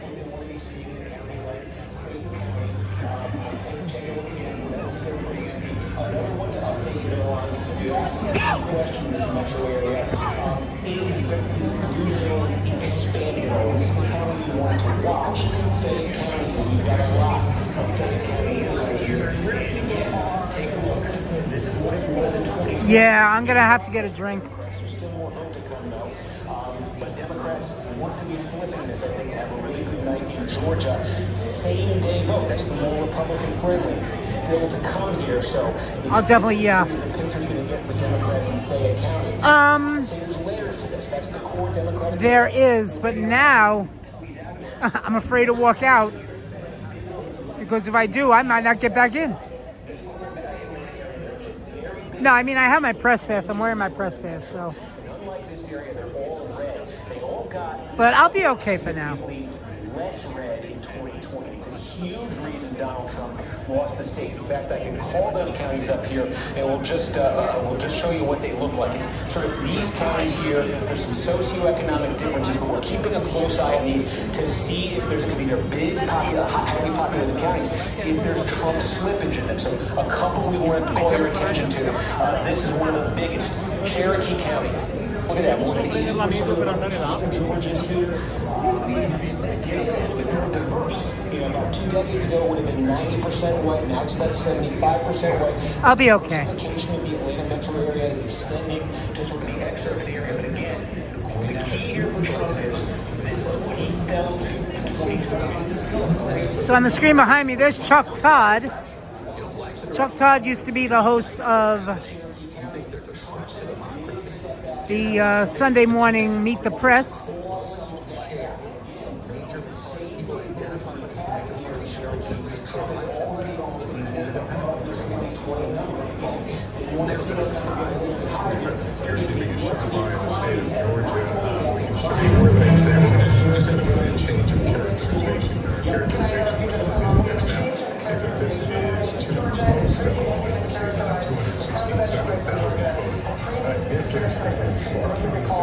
We're now changing the characterization to too close to call. So again, doesn't mean that we're anywhere closer to a result, but I wanted to get that in while you continue your exposition of why we feel that. So only 37% of the precincts are in Georgia. Again, too close to call. These counties in sort of the exurban area. Forsyth is another big one, and actually, you can see here a little bit less of the vote in, but Trump so far a little bit behind that number. That would be good news for Democrats if in a place like Forsyth, Trump is falling short of that number. And another key here, just in Georgia. I definitely will, El. Yes, I definitely will. All these counties up sort of in a group on the screen, so you can see them in sort of south and in mid-state Georgia. There's a number of counties. So I think we've got to take all of that with a giant grain of salt and wait for the actual numbers to come in, because as we all know, he's coming from different. I definitely will. As a matter of fact, I'm probably going to get something to eat. I don't know if I'm going to live stream yet, but I'm definitely going to need something to eat. And I don't think the polls will actually reflect accurately what will happen with independent voters. I'm not saying she's going to dominate independent voters, but I'll be very surprised if there are a whole lot of women that call themselves independents that don't vote for Donald Trump. At what point all this do you begin to let out a sigh of relief here? this here is only very small.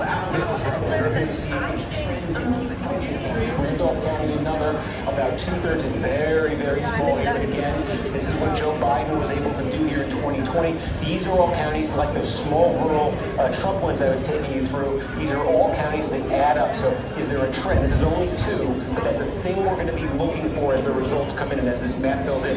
Is there a trend there? So again, Oh, definitely, yes. 37% of the vote is in right now.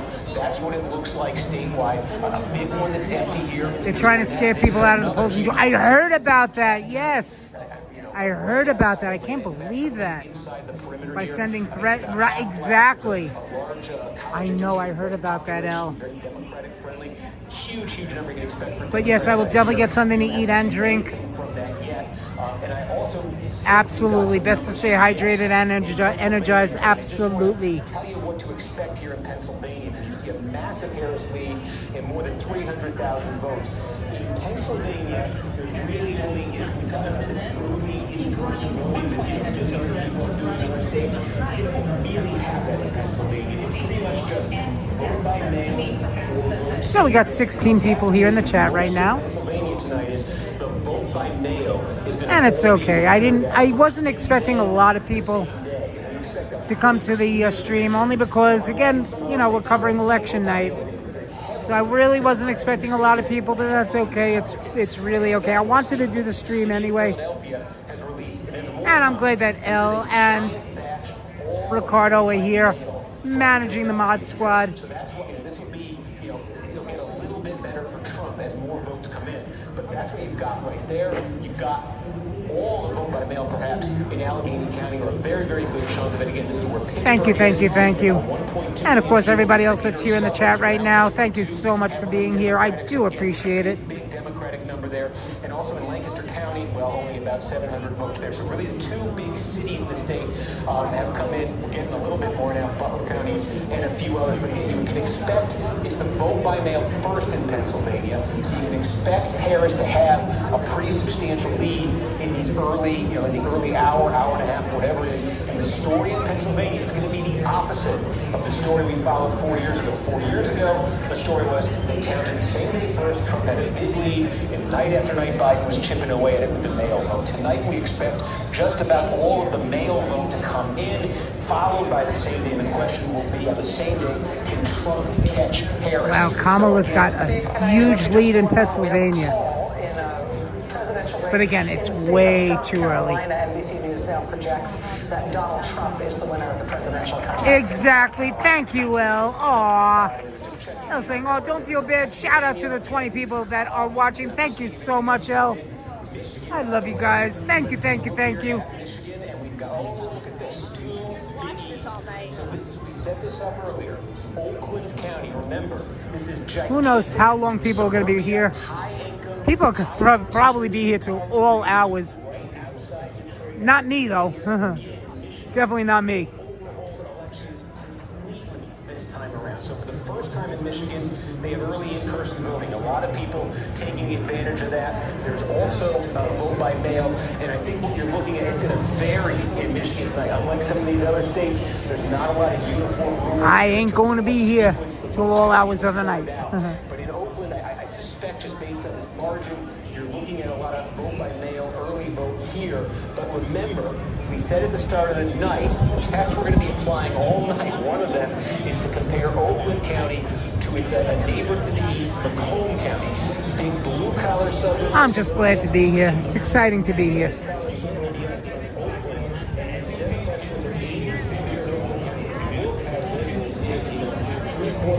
Votes are cast here in 2020. Biden won this thing by 14 points. That's what Democrats want to be seeing again. This was a big jump for Biden. Over 2016 for Clinton. Clinton won it by single digits. Biden got it to 14. If Harris is in that ballpark tonight, if she's in that double digit or higher ballpark in Oakland, she's got to be. Oh, I see a cameraman coming out. I'm going to interrupt you just one more time. Presumably the first. Maybe he's with Channel 4. In North Carolina, in the governor's race, NBC News can now project that very controversial candidate. North Carolina says the governor's race charge a bit more than the off the ballot. The reason there, he faced up against so much it might even drive down the prospects. Definitely. Oh, yeah. Well, you know I'm going to be safe, Al. I'll definitely be safe. Josh Stein will be the winner. Back to you, Steve. Yeah, just to quickly finish Michigan, and then we're going to check in on North Carolina. In Michigan again, 8 p.m. Almost all the polls closed. The reason they don't officially close is a few counties, four of them in the far UP or Central Time Zone. We're going to be getting this hour. Most of the rest of the state to some degree. Things quickly just to keep an eye on as this map fills in. You see, this is very little vote, but you see here Grand Rapids. This area of Western Michigan, the Grand Rapids is sort of. And Christian Hansen. Hey, Christian. Traditionally Republican region that has moved. How you doing, Christian? So glad you're here joining us. We are here at Rockefeller Center. Lost a lot of traditional Republican support. So the question in this county, this is Kent County. It's a big. Christian saying, "Who needs a TV with an antenna?" 100,000 people in 2020. Trump lost it by 6. Just come here and watch. Exactly. Thank you, Christian. I appreciate that. In this region, it's a lot of population here. Democrats see a lot of room for growth. Also up here, by the way, you see that's Grand Traverse County, where Traverse City, Michigan is. Both parties sent their candidates to Traverse City a couple times here. Here at the home of NBC News, Rockefeller Center. Population-wise, but it's very volatile politically. They sort of call this the cherry coast. There was in part in this country a controversial Democratic candidate for Senate, and that did. I know, well, I can't wait either. Now, again, I'm not sure if I'll be able to do a live stream for the parade or whether I'll have to just do straight video and then premiere it, because again, you know my luck with parades. There's probably going to be major buffering. So I may just have to do video and then do it as a premiere. Electoral vote count ultimately has a pretty wide gap. These margins can be very tight, and those electoral votes, listen, they all go to the winner, right? So that's what matters here in a state like North Carolina.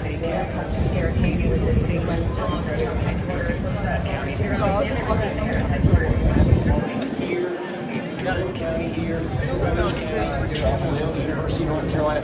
Also important for Democrats. There's not much here right now, but it's sort of, they call it the triad. This is where, Greensboro is in this county, is over. Forsyth County, it's Salem, they're red now with almost no votes in, but these are core Democratic counties and should be. I want to see those take shape tonight. And I want to draw your attention to a county that I think is going to be very key to telling the story as it unfolds. Exactly. Yeah, everybody's going to be, yeah. Doesn't matter if you're a live streamer or not, everybody's going to be on their phones. So it might be just better just to do video and then premiere it. Although, unless I go uptown to where the parade starts, maybe I'll try that this year. Here's the trend. Again, slippage for Trump. It's more dramatic in other suburbs around the country. Christian saying, love to just wake up and find out too much to bear on my mind. Moshi Moshi. Toss me a Moshi. Moshi tossed me a Mochi. Had family that worked there back in the 80s and early 90s. I did skate once. I remember with Sis when I was younger.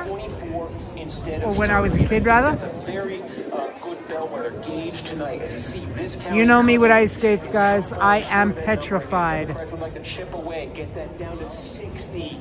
When I was younger, I went ice skating. I fell down and landed on my butt, and it knocked the wind out of me, guys. And from that point on, I swore that I will never get on ice skates again.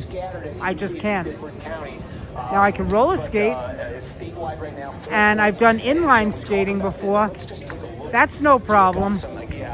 But as far as ice skates, forget it. Forget about it.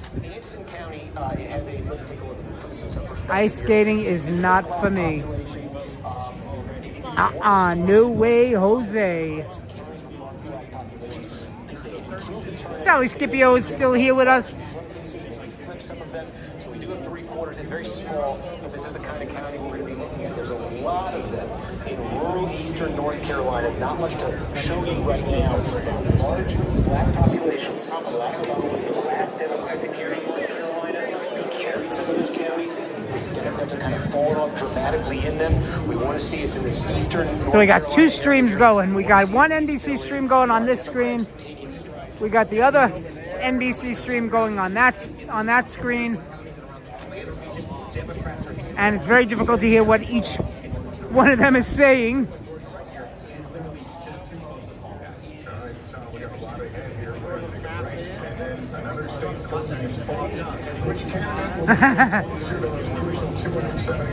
Sign here, you can only watch results with roller skates. There we go.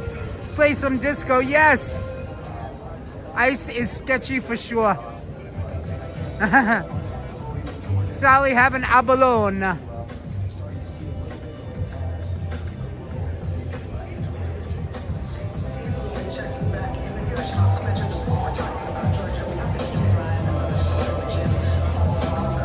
Oh, okay, cool, Sally. Sally's watching on her TV. That's awesome. That's what I usually do too. I usually watch the live streams on my my TV at home. 32 bomb threats at different locations in Fulton alone. Some threats were called into 911. Christian Hansen sells seashells down by the seashore. Some were emailed. Fulton County chief saying that all but 2 cities in Fulton County received bomb threats. They were spread all throughout the county. Obviously, wow. It's concerning. Isn't that unbelievable? Unbelievable that people would actually have that they would threaten people. It's just unbelievable what this country is coming to. I mean, voting is part of the civic duty of an American. Every American should be out voting, and just to threaten people like that is unbelievable. But guys, we're not going to focus on the negative. We're only going to focus on the positive. We are here for a positive experience, guys. That's what this channel is all about. I know that I've always said no politics, but again, this is just a night of history, guys. We're here at Rockefeller Center. We're here to have a great evening. It's a beautiful, beautiful night. Christian Hansen saying used to like MSNBC when I had cable. Lots of crazies out there. Be vigilant. Yeah. It is sad, El. It really is. It really is. Only top 4 powerful pain-fighting ingredients that start working on contact and lasts up to 8 hours.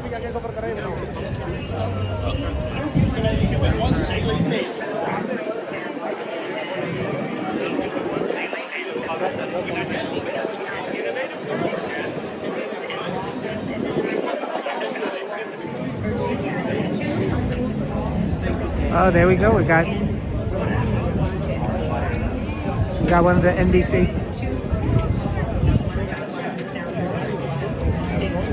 Channel 4 news reports.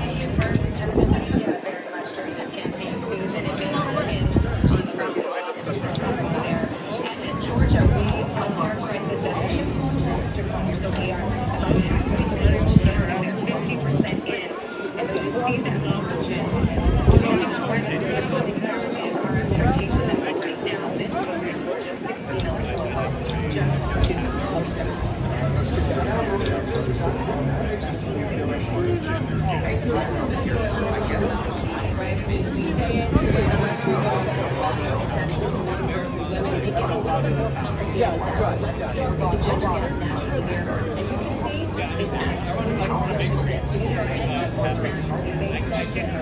You can see, this is just the vote here. Women 53%, 47% men. Typically what we're doing is we're going to ask our team to pull that up. We're seeing that more women are backing Vice President Harris, more men are backing former President Trump. More women, 55% for Harris. I mean, even if they don't. More men, you'll see it's flipped, right? That red slice of the pie gets a little bit bigger for Donald Trump when it comes to men nationally. We'll pull that up so you can see. The other piece of this, though, there's more to it, right? And when you get a little bit deeper in race and education, this gets really key. Educated women. We've been talking about this demographic. She used to be heavyweights, educated women. Donald Trump is educated women. And that is another piece of the gender gap dynamic that's in play. Well, actually, we have a historic gender gap potentially, and we have a historic education gap potentially that I want to bring in our middle class here. A veteran of the Bush White House, Hey, Chris. What's happening, man? How you doing? I'm a big fan of Channel 4 News. Thank you. I was here earlier talking to David Ushery. Yeah. You see Natalie out here too? I didn't see, I just saw David. Okay. But I'm a big fan of WNBC. I do a YouTube, I have my own YouTube channel. Right on, man. So I'm live streaming right now. So, name of my channel is called Alan the Homie Food and Fun. Okay, right on, man. So I'm a big fan. Love WNBC. What's your name again? Alan. Alan. Well, my name is here. My name is Alan Goodman. And the name of my channel is Alan the Homie Food and Fun. Yeah. And I'm all over New York City. I'll check it out, man. Definitely. As a matter of fact, I'll give you one of my stickers. This way you can... As a matter of fact, Mark Santia is also a follower of mine. Oh, is that right? Okay. Yes. Mark's a good dude. Mark is a really good dude. Yes, he really is. I love Mark. You gonna be out and about all night? Absolutely, yes. Here you go. Thanks, Alan. My pleasure. Good meeting you. You too, Chris. Oh, absolutely, sure. I wear that shirt around without being shot. Here you go. There's a couple. I wear that shirt. My pleasure. All the ABC guys. My pleasure. Enjoy. So guys, that was Chris Jose from Channel 4 WNBC TV News. Thank you so much for saying that, Ricardo. Guys, please make sure you smash that like button. Just like that. If you're new to the channel, which I know people in here right now aren't, but tell your friends to subscribe. Share it with your friends. And of course, please leave a comment at the very end of the stream. It helps the algorithm.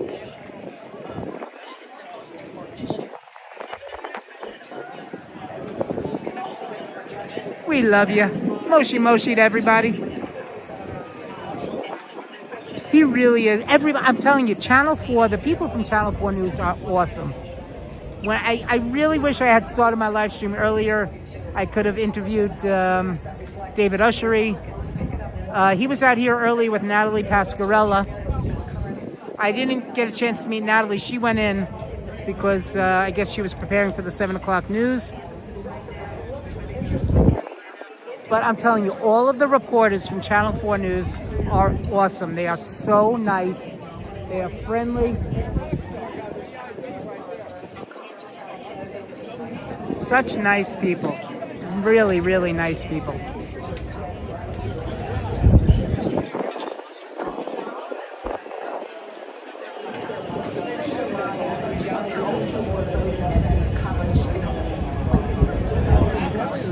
I'm glad I had my stickers on hand. See how these stickers come in handy?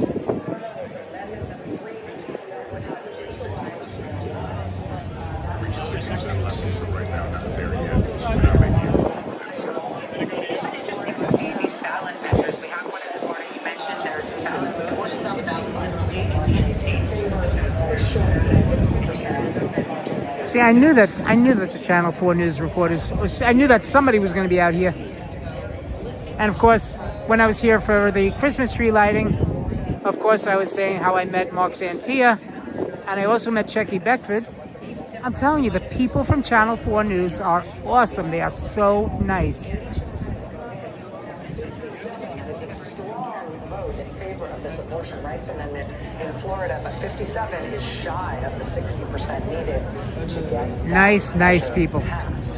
So a lot of controversy in Florida, particularly over that one, as choice Governor Ron DeSantis. Let's give Hershey's Kisses. Why not? State agencies, including state law enforcement, to try to tip the balance in those races, sending state police to people's houses because they signed the Give some Hershey's Kisses. Amendments on the ballot, sending threatening letters to Florida television stations, threatening them with prosecution for airing ads in support of that abortion rights measure. Yeah. So we'll see how that comes up. We don't yet know. Ron DeSantis has put everything on trying to ensure that Florida will buck the trend of every other state, including red states. The tree lighting, I believe, is in December. It's early December. I'm not sure what day it is, but I know it's like within the first week of December. But I'll be here.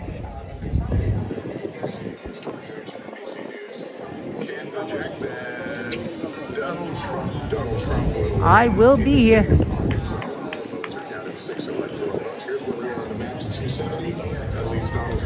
Last year it was like the last week of November. This year it's the first week of December. But the tree will actually be here this weekend. They're gonna chop the tree down. Again, the tree this year is coming from Massachusetts. A Norway spruce. Of course, it's always a Norway spruce.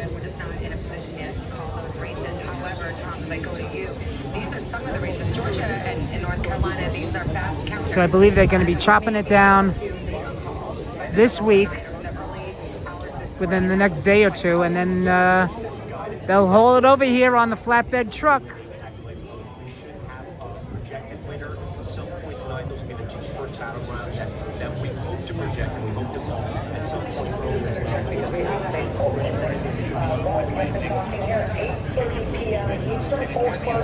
Absolutely, Al. The tree is always beautiful. The tree is always beautiful.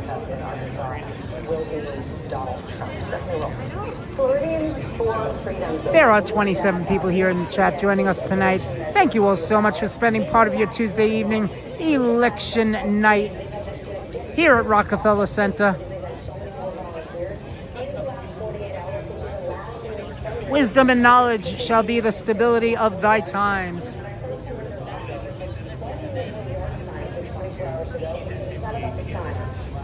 They are getting this kind of demand in the last week. And what's interesting, I hope everybody is having a fantastic, terrific Tuesday evening. Speech at Madison Square Garden. Puerto Rican women in the Orlando area said a great night to be here in Rockefeller Center. It is a gorgeous, gorgeous evening here. And they have got some wind in their sail.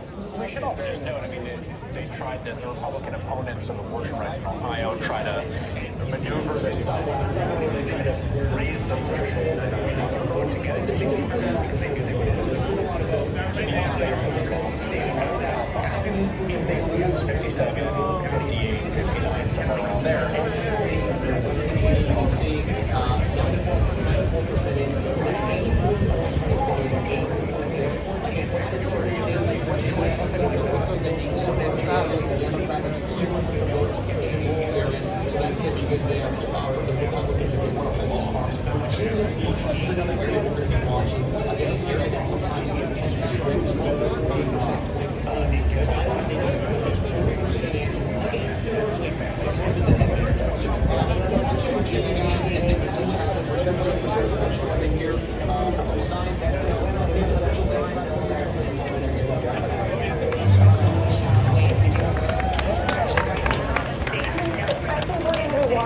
these dynamics, and they're not going to fall in the literacy data. Wow. In the story that we've all been covering, Kamala is the projected winner from Delaware. is really at its core agenda gap. I mean, you're seeing Keep praying, guys. Keep praying. I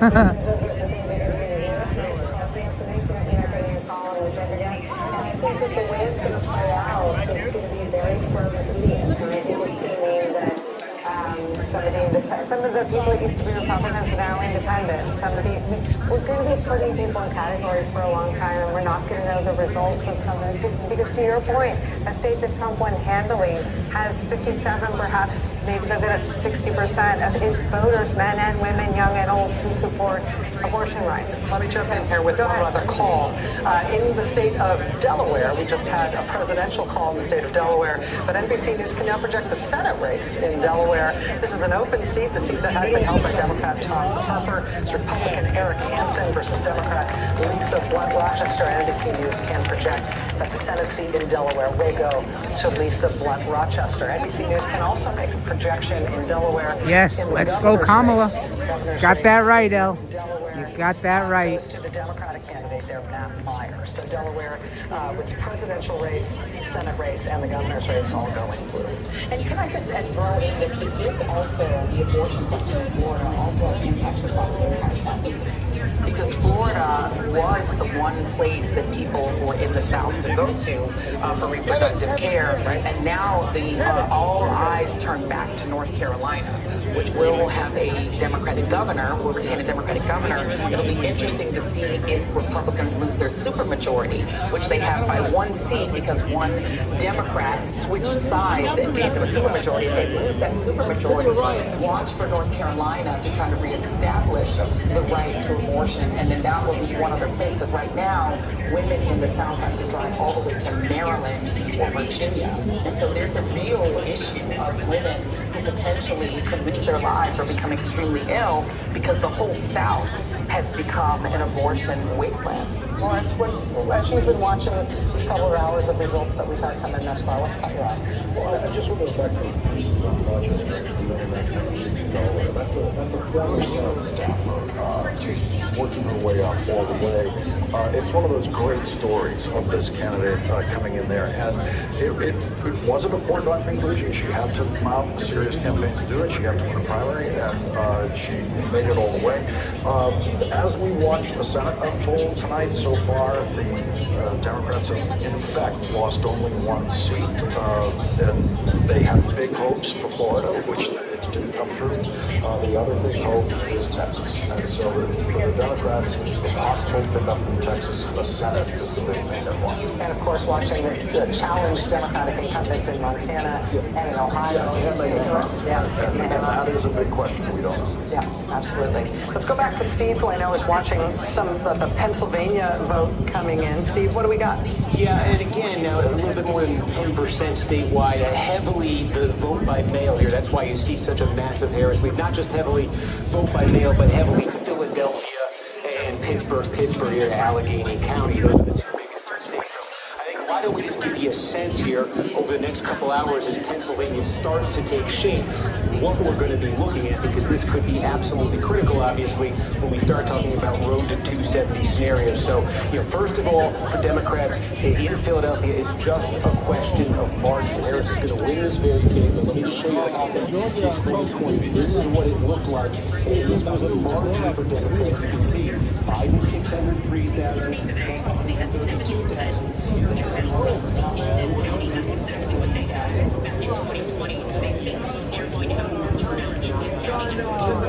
don't know what the hell. What?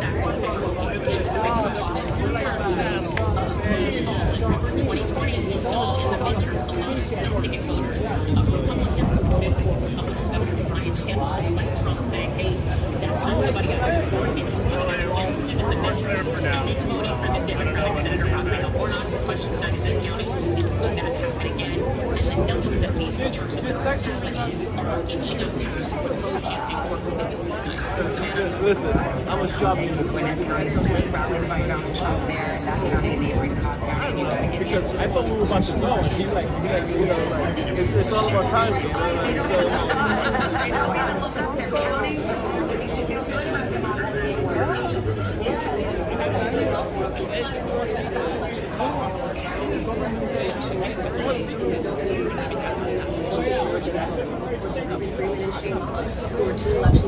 And we still got 20 people here in the chat.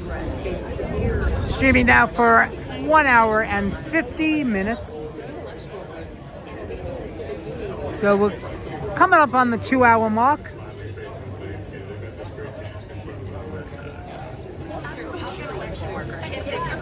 Again, we got Lester Holt, Savannah Guthrie.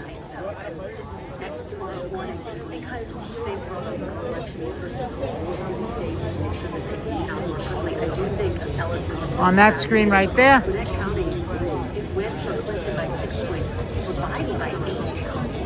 So this is a county that is Democrats, as have Republicans.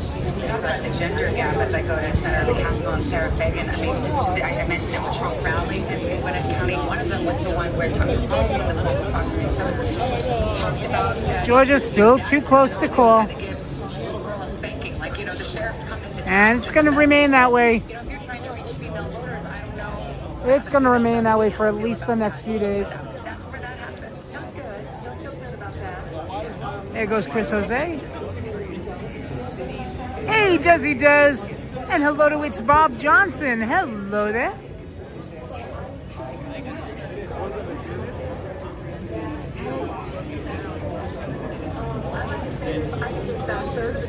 For those of you that are just joining us, we are here at Rockefeller Center. I was just talking to Chris Jose from Channel 4 News, WNBC TV. And again, guys, the reporters from Channel 4 News are so nice. They are such nice people. All of the reporters that I've met are such nice people. No, I mean, not really important people, but I mean, Channel 4 News, WNBC TV. I was just talking to one of the reporters. His name is Chris Jose. He's one of the reporters for WNBC TV. I was talking to him. I even gave him one of my stickers. He said he's going to follow me, so that's awesome. So I have another WNBC news reporter that's going to be following the channel. What's going on at Rockefeller Center? It's a watch party. They have two huge screens streaming NBC News. This is, I believe this one showing right now is MSNBC.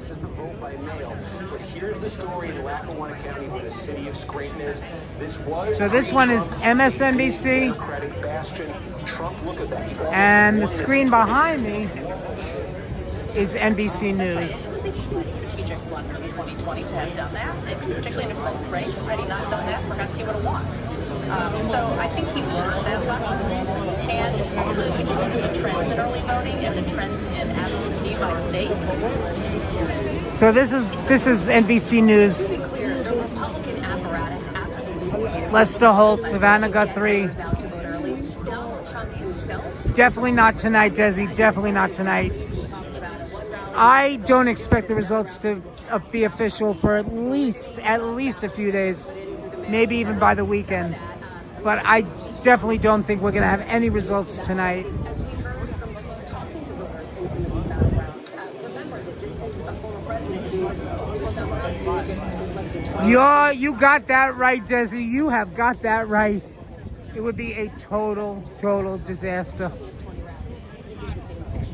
But again, you know me, guys. We don't talk politics on this channel, but again, this is election night. Normally, I would not talk politics, but this is election night. I wanted to be here at Rockefeller Center because they did announce on the news that there was going to be a huge watch party, and you could see all of the people that are here. And again, the local NBC affiliate, WNBC TV, Channel 4, was just out here. And one of the reporters, his name is Chris Jose, was out here. And if you take a look, if you go back into the stream, about, I'd have to say about 15-20 minutes, you'll get to see that I was talking to Chris. And before I actually started the stream, I was talking about to the one of the main anchors, David Ushery. He was standing outside, so I told David about my channel. I should have given him a sticker, but I didn't have my stickers available at the time. We are not seeing that there, but there's a lot more obviously we're going to be looking for as Georgia continues to come in. I don't blame you, Desi. I do not blame you. We're looking ahead toward 9 o'clock Eastern time. Just a few minutes from now, polls are going to be closing in a wave of crucial and interesting states. We're going to have poll closings in Arizona, Colorado, Iowa, Nebraska, Wisconsin, Michigan, and more. We're going to get to all of these states.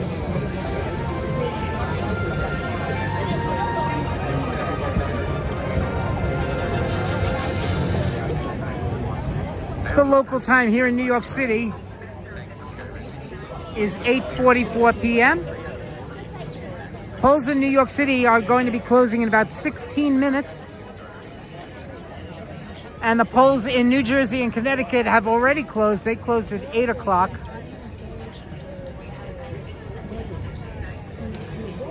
So the polls here in New York City are open till 9 p.m.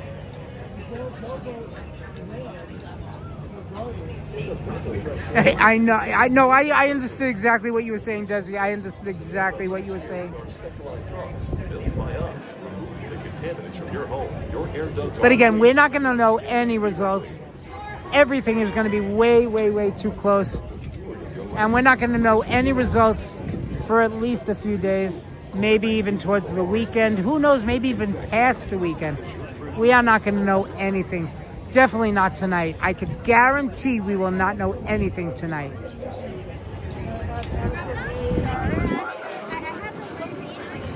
Yes, everything on the West Coast, exactly. Everything in Pacific time, that's what we're going to have to wait for.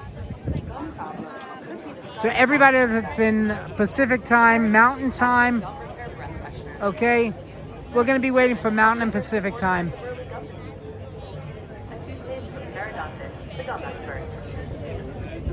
Because Pacific time is already 3 hours behind us.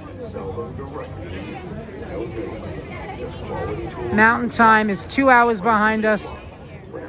Central time is 1 hour behind us. So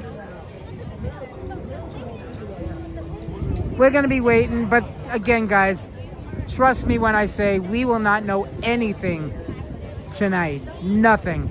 Nothing. And again, I doubt we'll even know anything by tomorrow morning. It's going to be a few days before we know actual results. Everything is going to be just way too close to call. I am too, Desi. I am scared. But we got to be positive about this. We got to be positive, positive, positive.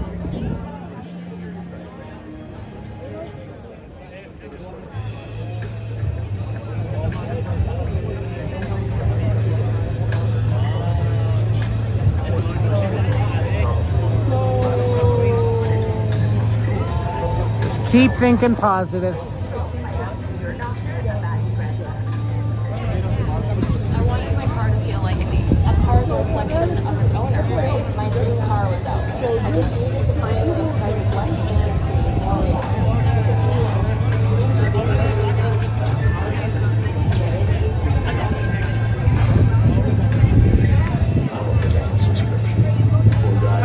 But I gotta say, guys, like I was saying, the reporters from Channel 4 News are such nice, awesome people. I mean, I don't think I'd even be able to talk to reporters from any other channel.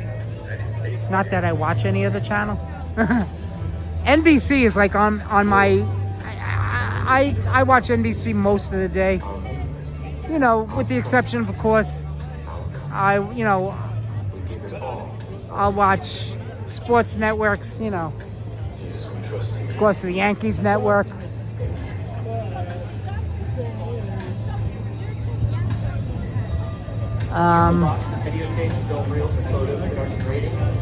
And of course, you know, I have Peacock, which is also the NBC streaming station.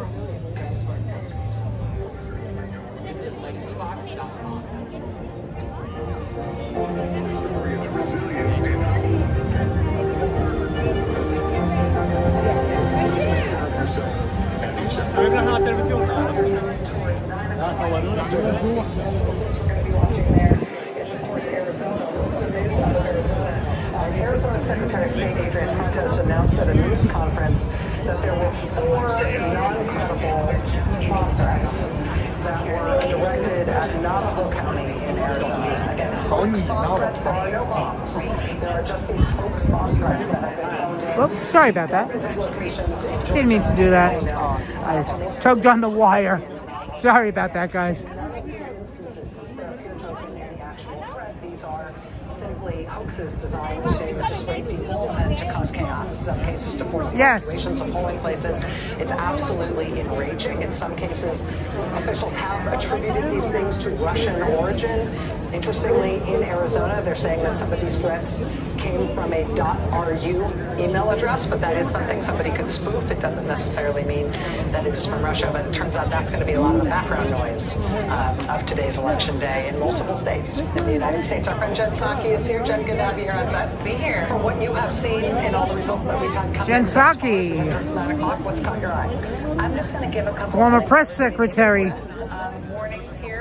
for Joe Biden. Is not in Georgia because of the poll extension of the poll hours. That is such a big county for the Democrats. We don't know what's going to happen in Georgia. I would also just reiterate, and maybe you've also said this, it's like a baby blue state, I'm going to say, and that it has not been blue for a long time. It is a hard state for the Harris team. Georgia is. The other thing. Let's see what's going on over there. Pennsylvania, another big battleground. Senator Bob Casey, 67% of the vote.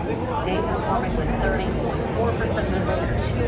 Only 12 Senate for Pennsylvania. Let's take a look at the big picture here. Again, Republicans have now picked up one seat for the Senate at this hour.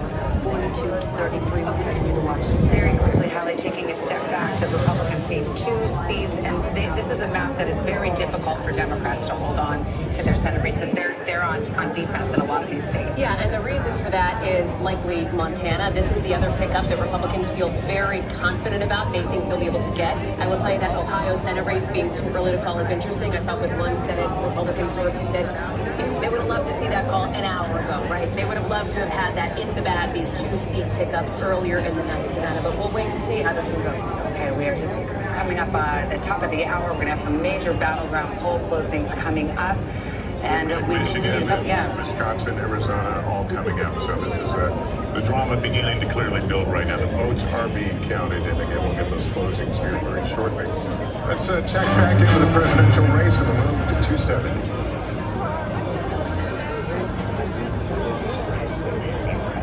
Basically, I mean, that was the consensus here. And there was a real question about, well, maybe the voting is wrong, and maybe it's going to miss. People just wondering. What a great turnout, guys. Again, the weather here is gorgeous. Absolutely gorgeous here tonight. It's a beautiful evening here in Manhattan. Absolutely gorgeous.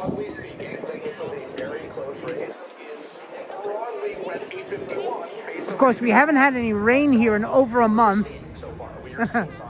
But they are expecting rain, I think, by the weekend. I think they said by Sunday night and Monday. Some remnants from the tropical storm that's moving up. So we may be getting remnants from the tropical storm.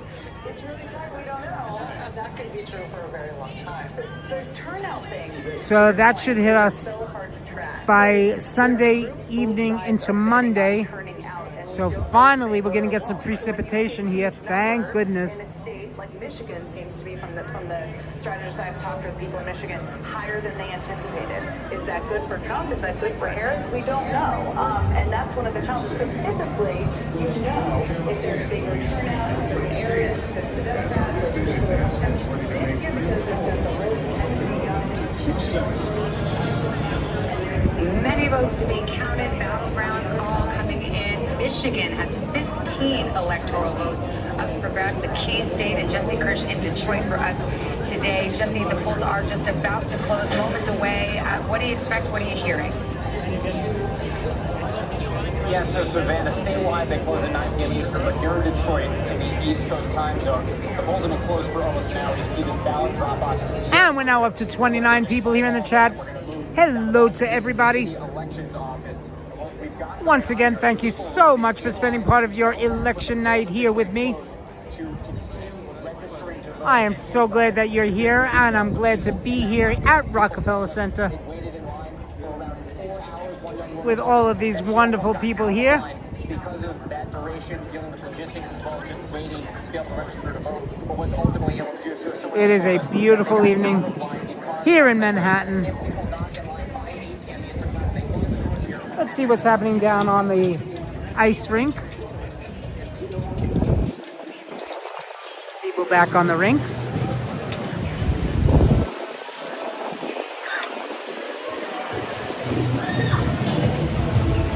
Hello, Irma. Irma Westerback joining us. Hello, Irma, joining us from Finland.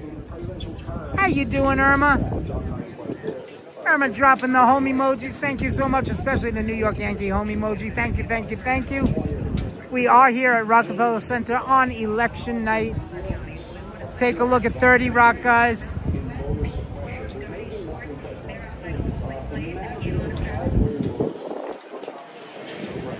Their votes for president matter. There are 7 million people. 30 Rock all dressed up in red, white, and blue.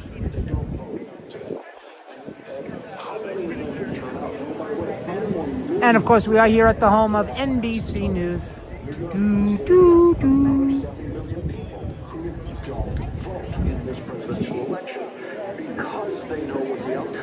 I got to interview one of the news reporters from the local affiliate, WNBC TV. His name is Chris Jose. If you go back into the stream, or if you watch the replay, you'll get to see me doing a short interview telling Chris about my channel. This next poll closing, and I know that you guys have been talking about what you've been hearing from some of the specific swing states. I understand exactly how you feel, Irma. I understand exactly how you feel. Michigan is among the tranche of states. And we're not going to know anything definite, at least not until this weekend. We definitely won't know anything tonight. I'm almost positive we will not know anything by tomorrow morning. Trust me, guys, it's going to be a few days before we know anything. But I want to show you, for those of you that are just tuning in, when it comes to the Harris Walls campaign, even with the gaps, they're encouraged by what they're seeing in those numbers, and very encouraged in all of the other states by what they're seeing on the college campuses. Those cities with large college campuses, the college students, they're there's my I voted sticker. I voted by mail, and I even checked online. My vote has been already documented. It has counted already. It has been counted.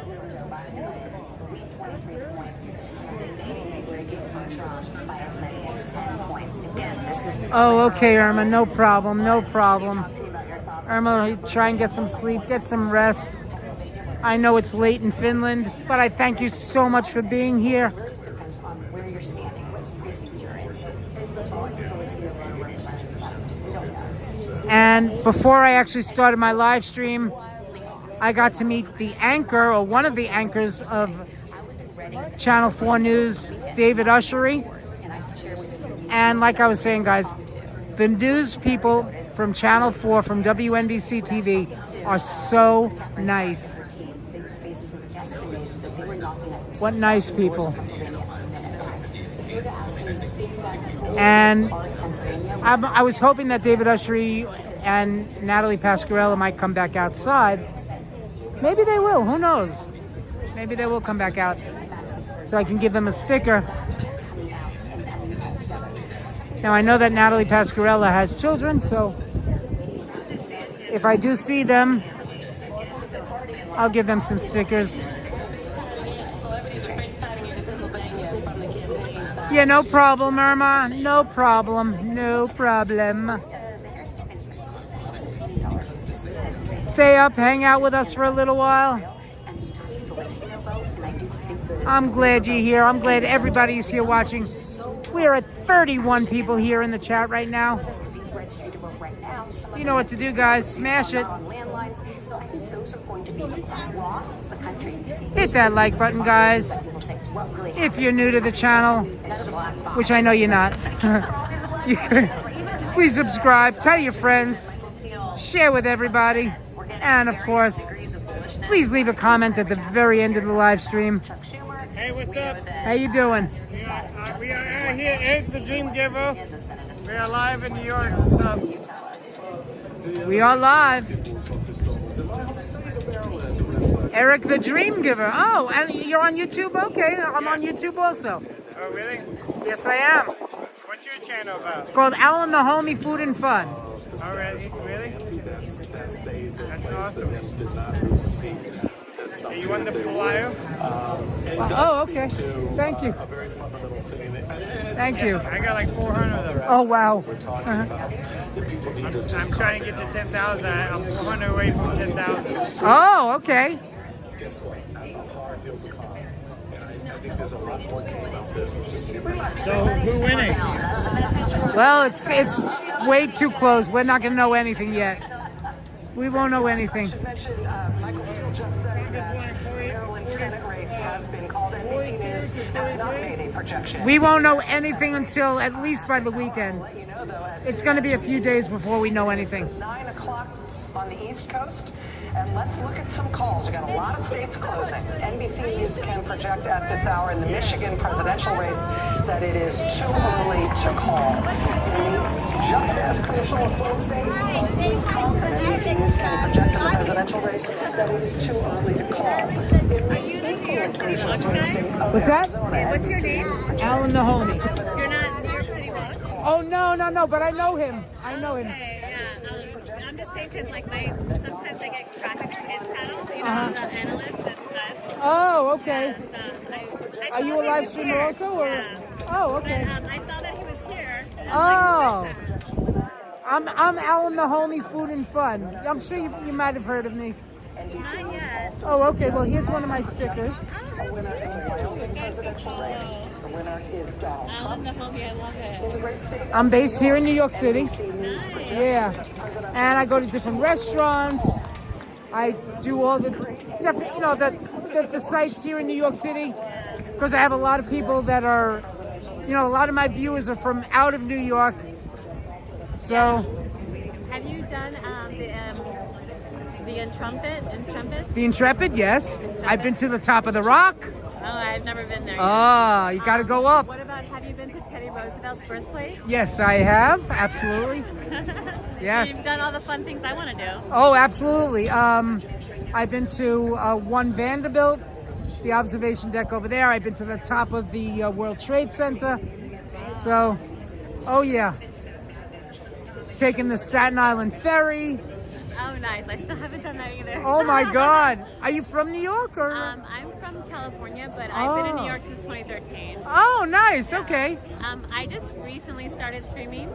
Oh, so okay. I'm fairly new, so now I'm just gonna start doing all the, like, I want to do the Intrepid. What's the name of your channel? Kitty's Cookies. What is it? Kitty's Cookies. Kitty's Cookies? Yeah. Guys, tune into Kitty's Cookies.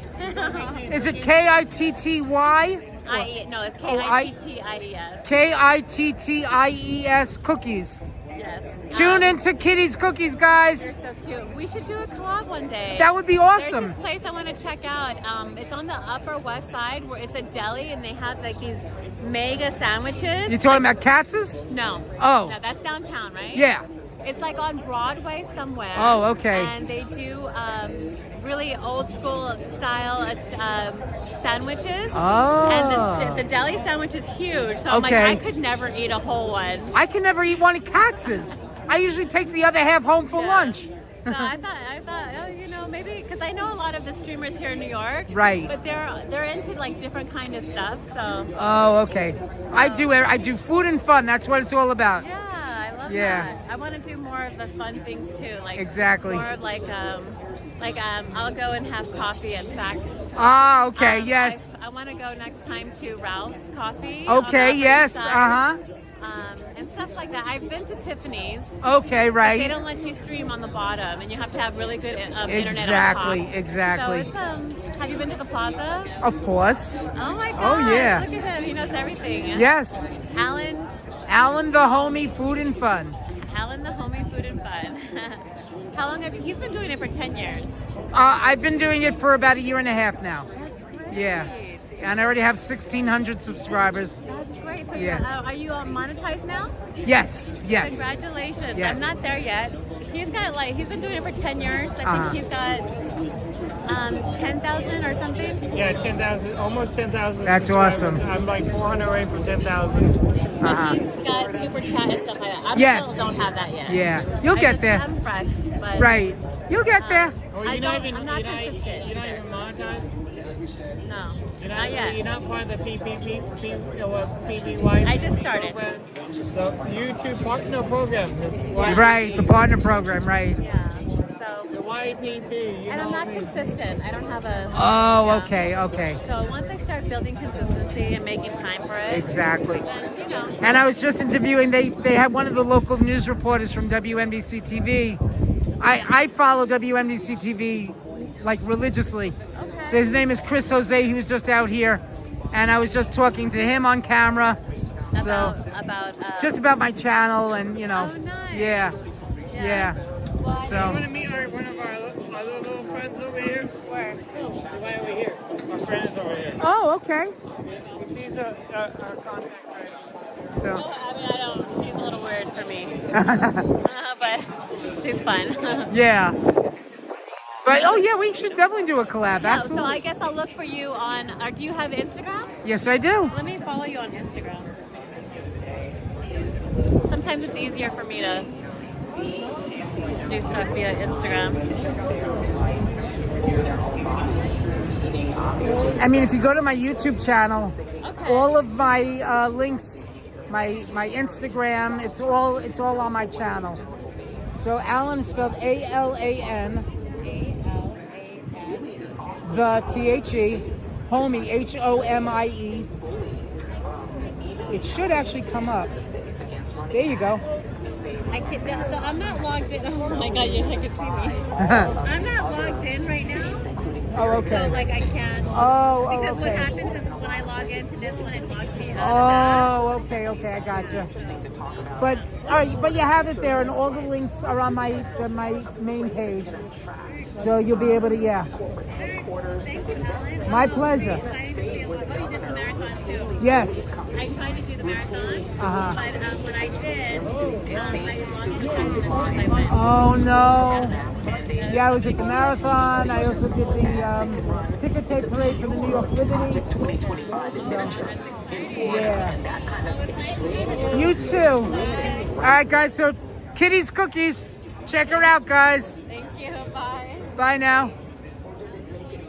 Hello to Ali from Iraq. Hello, Ali. How you doing? We are at 32 people right now in the chat. Hello to everybody. Good Tuesday evening. I hope everybody's having a terrific Tuesday. Which is going to make it hard to persuade any large company that they should move their female staff there. That's right. Let any of their staff there. Nice female. Another triumph of the minority in America, minority rule in American democracy in the 21st century. Yeah, I don't know about what's going on with that, Ricardo. I feel bad. But don't worry, Ricardo. You'll get him back. You'll get him back. Florida loses. That's what loses in Republican. Everybody tell your friends about Ricardo's channel, Cool Guy Vlogs. Please check out Cool Guy. Tell your friends, tell your family, tell everybody you know, tell your neighbors. Yes, Kitty's Cookie, exactly, Kitties, Kitty's Cookies. Because if Harris's gender gap takes up to 57%, that has been 57% of all voters in Florida voted for abortion access. If that number tells us a story. Ricardo, if you could please post your channel so that Reds 3D 57% of Florida voting for reproductive health care. can check out your channel. So Ricardo, post your channel so that Reds 3D can become a subscriber. Thank you, Reds 3D. I appreciate that.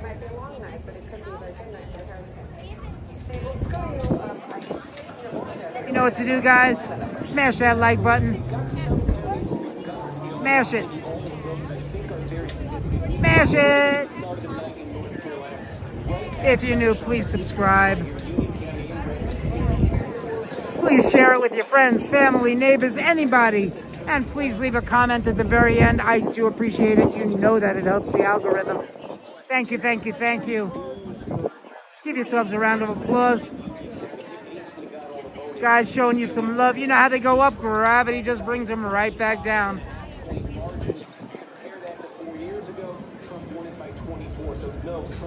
There we go, Irma giving us a thumbs up. Thank you.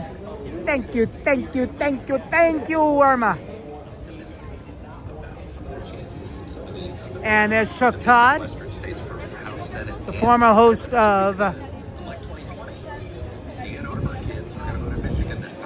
Meet the Press. The Iowa City kids in Iowa, the Madison kids, and then this time they were all going to actually be in the pandemic. They were were home. The pandemic, they were home and were dispersed. Obviously, a big chunk of Michigan voters are from Michigan, University of Michigan, voters from Michigan. Democrats improve in these counties tonight. What they've said about the ground game, maybe having Harris. And we are streaming now for 2 hours and 21 minutes. See it right here. This county looks like it's going to flip. Joe Biden won this. Oh, thank you, Irma. 4 years ago. Now Donald Trump, with just about all the vote in, is ahead by 3 in Anson County again. And again, just hanging out here, guys. A lot of counties that are similar to that. Enjoying this beautiful warm weather. We're starting to get most, if not all, the results. Vance County here, large, rural, African-American heavy population. Biden won it by 19 tonight. Harris, just about all the vote in, is winning it by less, only 12 points right there. We can go next door to Warren County. 26 for Biden tonight, 20 for Kamala Harris. Just about all the states. Like Arizona, Nebraska, South Dakota, all of which would change the right to an abortion to be enshrined in the Constitution, not something that you can take away easily. Once it's there, it can't just be wiped away when the change of legislature happens. And in those cases, it's a much different situation. You have to just get over a 50% threshold. It's going to be interesting to see whether they can carry support level was a concern for Democrats. One thing you have to add in a lot of these counties. Isn't this awesome, guys? It may not just be turnout, there is also declining population in a lot of these counties too, but it might be affecting Democrats as well. But again, it's a pretty clear pattern here. You see in North Carolina statewide tracking this is again, a lot of areas out And there we go. Ricardo just posted his channel. Well, he posted a couple seconds ago, a minute ago, whatever it was. Anyway, there you go. Cool Guy Vlogs, Ricardo's channel. Please check out Ricardo's channel. And Red 3D just subbed to you, Ricardo. Thank you so much for doing that. Right now, take a look at Wake County. This is the biggie. This is, you know, the state capitals here, the heart of the triangle. 3/4 of the voters in here. And again, the name of the game for Democrats is to drive the largest thing in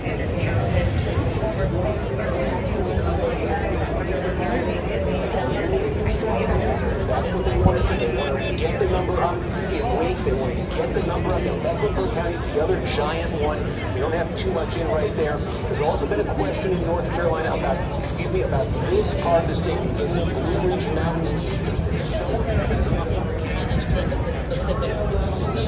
Wisconsin, for example, in the 3rd Congressional District, there are 2 large college campuses in that state. And one individual in Wisconsin told me that they could flip a House district seat. In Philadelphia, the turnout in Philly specifically has surprised Democrats. From in Baltimore, D.C., New York, there were buses that left early this morning.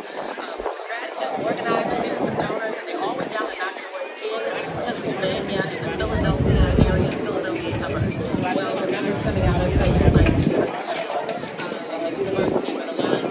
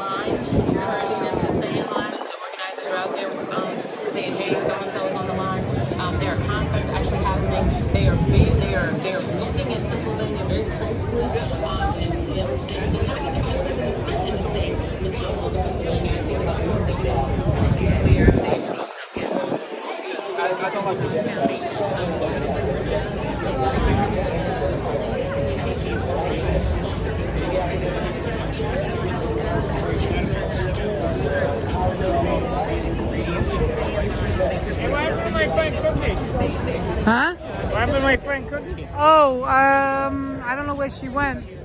Okay. I'll find her.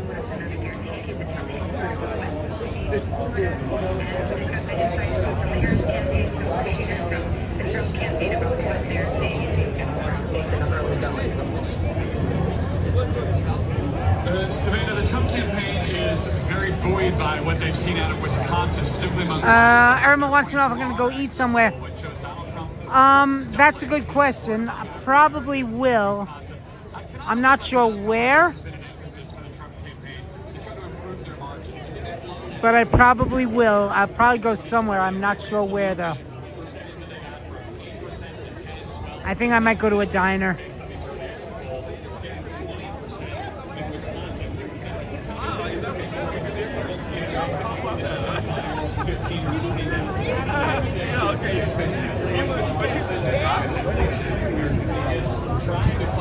Celebrity validators for Donald Trump, and particularly to reach out to the young men. If Trump pulls this off tonight or in the days to come, those small changes at the margins among African American men, I think, will be a huge part of this story. All right, Garrett, thank you. I want to go over to Peter Alexander at Harris headquarters, Washington, D.C. And how's the feeling there? What's the vibe?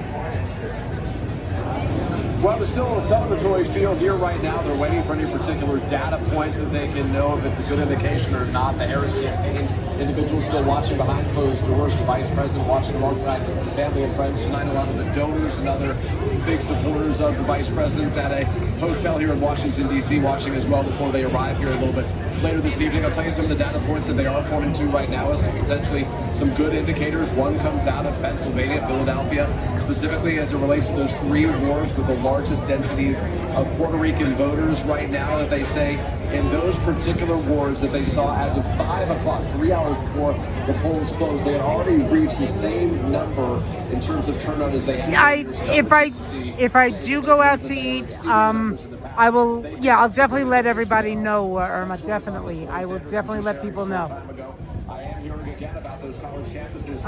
But yeah, I am getting kind of hungry. But I just want to stay a little bit longer. Maybe see if another news reporter comes out. About what is really key to the campaign right now in these maybe who knows? Who knows? I mean, again, we're at Rockefeller Center. You never know who's going to show up here. Simone was making that point a moment ago about if they can keep them in line. You can keep them in line if Jennifer Garner's on the other line talking to your mom or Paul Rudd, and that's the strategy there. We've got a race to call here. Louisiana, no big surprise, but if you're filling out your map at home, you can add Louisiana there. Just 22% of the vote counted, but again, the margin expected to be rather large. So here's the map for those watching at home. The South, of course, reliably red for Donald Trump, and at this early hour, he is far out in front, but we await those key battleground states, and I think we've got Tom over there talking the great state of Ohio, a former battleground. That hurt. Right? We got exit poll that data really hurt. Well. Ouch. 17 electoral votes, about 55% of the vote is in. Trump is on top by about 266,000 votes. I want you to remember that number. Write it down if you can. I know it's kind of a big number, 266,000. The reason why I want to highlight that difference because when we punch up Ohio here, so that's the spread, 287. It just changed. That's how fast voting data is coming in. Again, you know I love going to this. The remaining vote that's there. That is scary, guys. Here's the issue. The remaining votes in the Democratic counties like Franklin, which is Columbus, Cuyahoga, Cleveland. Look at the numbers here. But again, look how many still votes are way out. too early. 377,000. She's on top by 71%. Let's see how she did compared to Biden 4 years ago. 66%. So she's overperforming in Cuyahoga, and there's still a lot of that vote that's out. Let's go down to Franklin County. It holds the capital of Ohio, Columbus. 68%. Overperforming there with about 60% of the vote that's in. And then again, 266,000 remaining. So just those 2 counties, we're talking about more than 500,000 votes. And that's way bigger than the spread for the entire state. Hey, Tom. Yeah, go for it. I mean, when you talk about some of her overperforming in those areas, the reason... Yeah, exactly. Exactly, Ricardo. The gimbal's drunk. We have the control of Senate hanging in the balance right now, and it hangs on this Senate race. Yeah. Bernie Moreno, the oh boy, is right, Irma. Oh boy. What are you seeing? Yeah, so look at this. Neck and neck, the difference here, only 74,000. So what does that mean? That means the Republican in this race is underperforming Trump. There could could be a split ticket issue here. Again, way too early, 56% of the vote in. But look, the difference here is look at Ohio. Look at Ohio, Ricardo. It was over 200,000. So that means that Trump is overperforming right now. Bernie Moreno is underperforming the Republican candidate. The incumbent is still down. But again, remember what I told you. There's a lot of that vote that's out in Cleveland, in Columbus. I'm going to look at one more spot here. Let's get back to the president's race. In Hamilton County, which is Cincinnati, she's at 62%. Biden was at 57%. Again, look, this could be some of the early vote that's come in. It could be some of that blue mirage. Again, we're prefacing this is all early, but I'm going to get back over to you guys because there's a projection. Yeah, Tom, we got a projection in the state of Rhode Island. NBC News projects that Kamala Harris will win in Rhode Island when all the votes are There we go, Rhode Island. Here's where the breakdown is. 31,000 vote difference, 74% of the vote in, but again, Kamala Harris, the projected winner there. Let's pull up the map. The road to 270, that brings Harris now to 34 electoral votes. Donald Trump still well out in front with 168. Remember, 270 is the prize that we're working our way toward. We'll take a break here. It's 9:30 in the East. The vote counting coming in. Our standing by to make more projections. It says that he has 168, but they need. Yeah, that's what. So much? They need 270 to win. But if they're too far. 168 and them go 50. Yeah, they'll. Yeah. Yeah. Like what they did to Hillary. Right.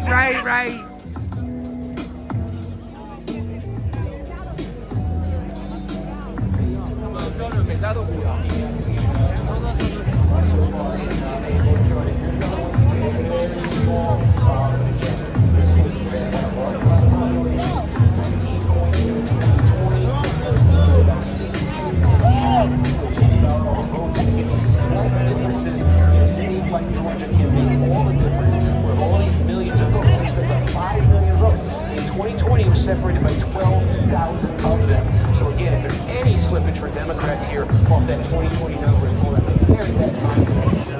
Our app right now, Harris is at 72.6. This is the biggest single county in Georgia. 72.6, 72.6.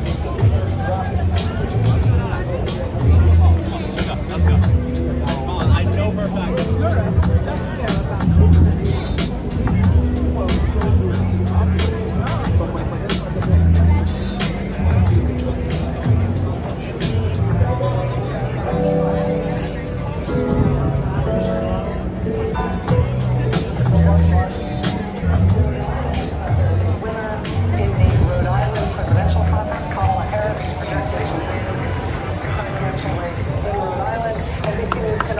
Project in Mississippi that the winner of the presidential contest is Donald Trump. NBC News can also project in Louisiana that the winner of the presidential contest is Donald Trump. A couple of other interesting updates for you. Back to Delaware. This is a historic social media to Mississippi. There's a Delaware House seat, an at-large House seat. This is an open seat because the incumbent was Lisa Blunt Rochester, who just won a U.S. Senate seat. Place is getting more and more packed. She left that seat and opened it up. The Democrat running for is Sarah McBride. The Republican running for is John Whelan. NBC News can project that seat.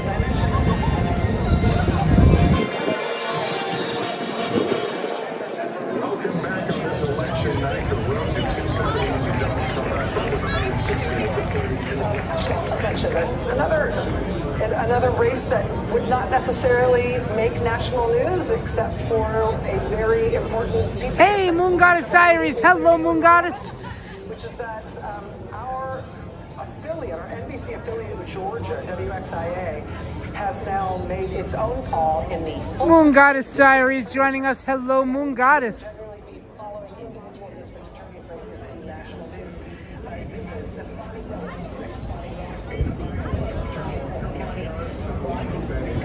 We are here live at Rockefeller Center. A huge watch party here on election night. One other piece of news to bring you. NBC News can now report that the FBI... Again, Rockefeller Center is the home of NBC News. ...threats attributable to Russia in Georgia and Wisconsin and Michigan and Arizona. We do also have reports of new bomb threats at polling sites in Pennsylvania. Governor Josh Shapiro says that there have been multiple bomb threats in Philadelphia, multiple voting locations targeted. All of these bomb threats are non-credible. These are hoax bomb threats. There are no bombs, but bomb threats are being phoned in, or otherwise communicated in multiple states. Voting hours were extended to 9 p.m. in Clearfield County in Pennsylvania. This is in the central part of the state because of a bomb threat in the building where votes were being counted there. According to NBC News reporting, it's not necessarily apparent to the FBI that these new bomb threats that we're just disclosing now, these Pennsylvania ones are attributable to Russia, but they say they are investigating Russian-attributed bomb threats in Georgia, Wisconsin, Michigan, and Arizona. The FBI also reportedly investigating more threats in undisclosed other states, so it's more even than we have previously mentioned. Let me just reiterate and underscore and repeat. There aren't bombs. There's no real threat. The threat that happens here is the calling in the bomb threat where there isn't a bomb in place, specifically to try to achieve chaos, to try to get these sites evacuated, and in some cases to disrupt voting patterns. That's right. Kids watching for the first time the election results, they should know that we never had bomb threats before Donald Trump became the presidential candidate. Joining us now from a polling location in Reno, Nevada, where we're expecting polls to close at the top of this next hour, is NBC's Steve Patterson. Steve, what are you seeing there in Reno? Yeah, two things that are all the rage right now, Rachel, in Nevada. One is ridiculously long lines. Two is deciphering the nonpartisan vote. We can do the report that will take you to one of those lines. Take a look here. This is the Washoe County complex. It's basically the big government complex where everything is, the clerk's office, the registrar of voters, the county recorder, which, by the way, if you've made it to this point, it means you are now 40 minutes from the front of the line. The other thing we should talk about is that nonpartisan vote, right? It's about a third of the electorate. These confounding pundits who are trying to decipher what the vote is going to be as we continue to watch. This is how long it is. But part of that, it is such a big and part the of crowd it here now just that keeps growing and growing. Sure how these nonpartisans are going to vote. And they are that way because primarily of a rule of a law that was instituted in about 2020 that said that everybody that gets signed up, by the way, there's like snakes past the chamber that's ridiculously long through this building. Eventually we'll pop out here and see beginnings of the vote in 2020 that said that anybody essentially that signs up for a driver's license is going to get a register.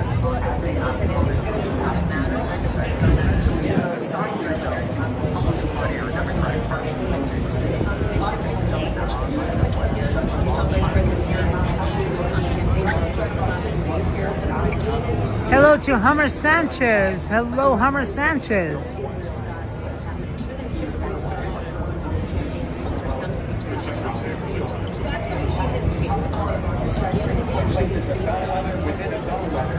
Where so many people are trying to read the tea leaves, it's so difficult to do. But certainly, nonpartisans, as returns are coming back, about a third of the vote between Republicans, Democrats, and now this third group, which we don't know which way it's going to go. I've spoken about campaigns. Everybody seems to think they have a Trojan horse in this population. Republicans think that they're leaning to the right. Democrats seem to think that this is a younger, more diverse population, and that will turn into a Democratic vote. So again, there is a huge watch party here at Rockefeller Center here on election night. And for those of you that are not from the New York area, Rockefeller Center is the home of NBC News. Thank you very much. Fascinating. I love seeing people come into the polling place behind you while you're talking with kids in tow. This is the flagship It's going to be a long night. It can be hard to arrange for NBC. Why not make it into a field trip? And of course, our local NBC station is also here, WNBC TV Channel 4. In Nevada, much appreciated. We do have a call to make. NBC News Kid now. I was talking earlier in the stream with one of the news reporters from the local WNBC channel. There we go, New York. Projected winner. Two people just spoke to me at once. What did you say? We knew New York. Looking at the So she's already at 62 electoral votes. With 168 electoral votes. Kamala Harris at We knew she was going to take New York. Thank goodness. You are looking at Pennsylvania. Yeah, and again, the story in Pennsylvania is we say most of the state is going to be Democrats putting up giant numbers in these counties, and then Trump, that's with the mail vote, and then Trump with the same-day vote trying to chip away at that and reverse it. Now, this one we flagged at the start of the night, so I want to check in on it. Again, the winner needs 270 electoral votes in order to win the presidency. But again, I can guarantee that we will not know any results by tonight, because there are going to be recounts. So I can guarantee, guys, we will not know any results by tonight, or maybe even by tomorrow morning. I really, really think that this is going to go until the weekend. To understand where this might be going, because They will not have any official results tonight or tomorrow. Donald Trump, this was a huge game for Republicans. They used to get absolutely flattened here. Donald Trump only lost this county by 3 points and change. In 2020, Joe Biden was Grand native. So I was chatting with one of the local reporters from WNBC TV. His name is Chris Jose. Very, very nice. I'm telling you, the reporters from WNBC TV are so nice. You said that's it. Democrats would be thrilled with this number out of Lackawanna County. We need to see, though, with that remaining 20%. And before I started my live stream, I was talking with David Ushery. David Ushery is the anchor for WNBC, or one of the anchors. David Ushery and Natalie Pasquarella are the two main anchors. Keep an eye on it, because there's only 2 counties in Pennsylvania that actually swung between 16 and 20. 2 counties that went for Trump in 16 and then flipped to Biden in 2020. Erie County is one of them. We basically have no vote from there, but that's a bellwether county we want to be following as it comes in. And the other one is on the eastern side of the state here. This is Northampton County. Now we got about a quarter of the vote in here. A lot of this, you can just see here. This is what it's the mail-in vote. You see, Joe Biden won this thing narrowly in 2020. This was a flip. And again, this is the question now, as the remaining vote starts to get tallied up and come in. Can Donald Trump get back to that number and beyond it? Can he flip this county? These are potentially bellwethers in Pennsylvania. By the way, Wisconsin, we start to get some results here out of Wisconsin, too. I just want to show you this tonight. And again, guys, I am not going to be here all night. I am definitely going to have to go get something to eat soon.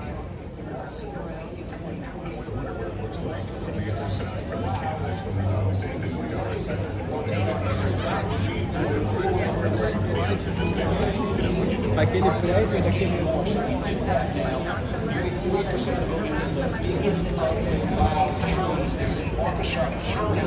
And just to put this in perspective, this was a bad showing for Republicans. County 21 points in 2016.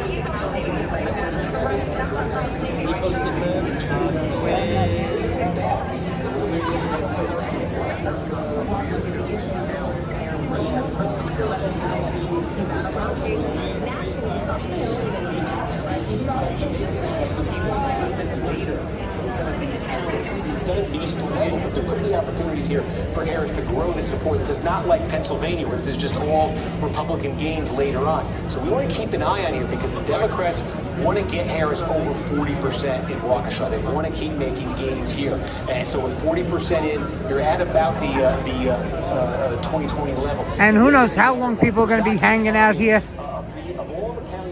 I mean, there might be people that are hanging out here the whole night. Who knows? But I will not be one of them.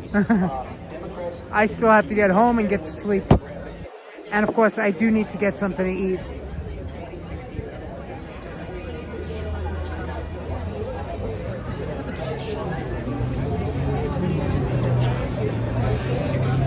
But I think I will go find a diner soon. There are plenty of 24-hour diners. So I will definitely go find a place. This would be a very good number for Democrats out of Ozaukee County.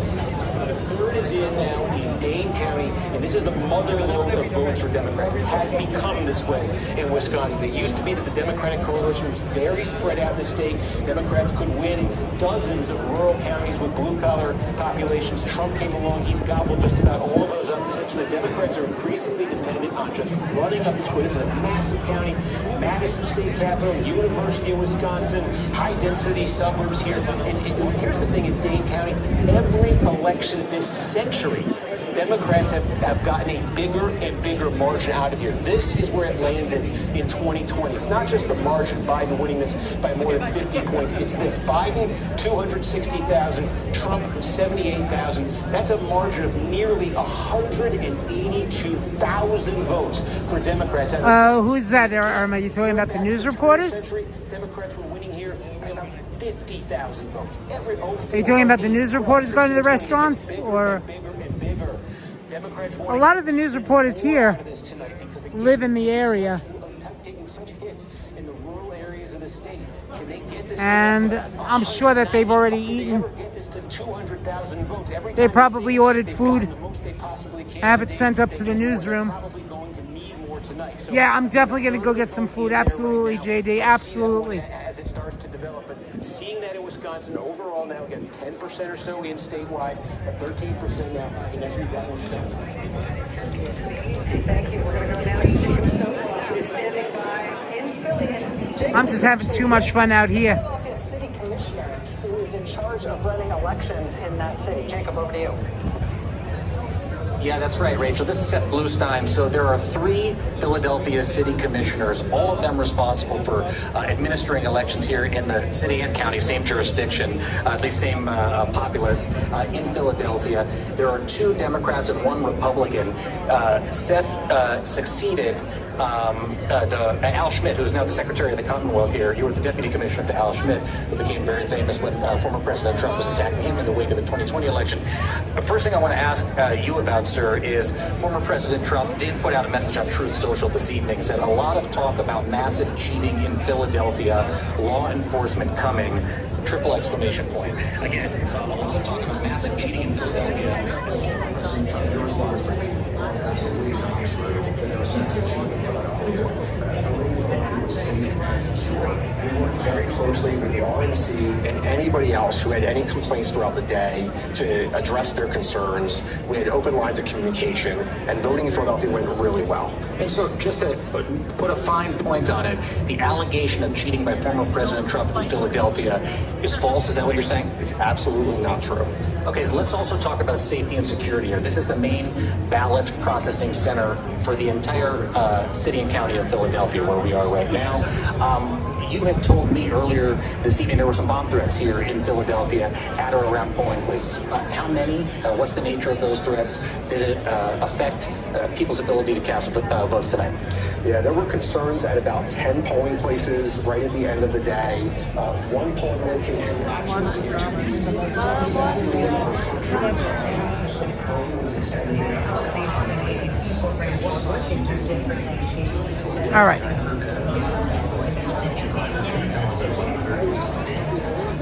Well, right, but that's about, that question's coming when you have an unpopular incumbent. We want to go to NBC Sam Brock, who's in Asheville, North Carolina, where I understand the counting is wrapping up. What are you hearing? Savannah, it's done. Look, I have it fresh off the presses. All right, so County, the official results are in. First of all, you had a 73. Let me see if I can find someplace. Just almost their record high of 78 in 2020.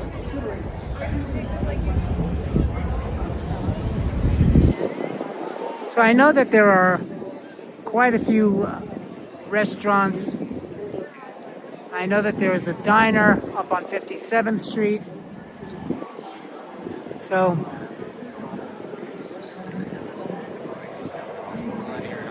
I mean, I hate to leave here.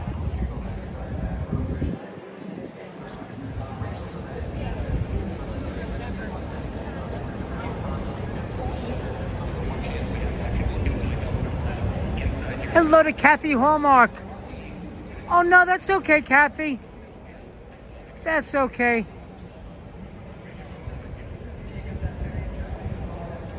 That's okay. We are at Rockefeller Center. There is a huge watch party here on election night at Rockefeller Center. And if you take a look at 30 Rock,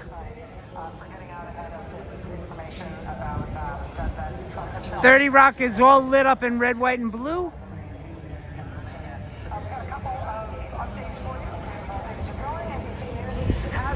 But I do want to get something to eat because I am hungry.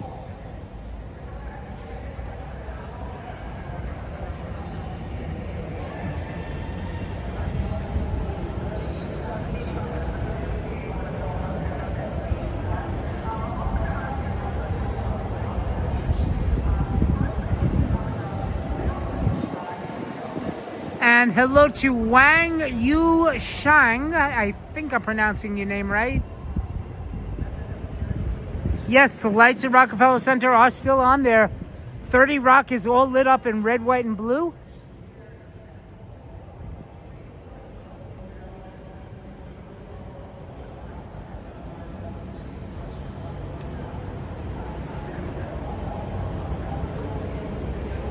And I'm pretty sure that the restaurants over here are closed for the day.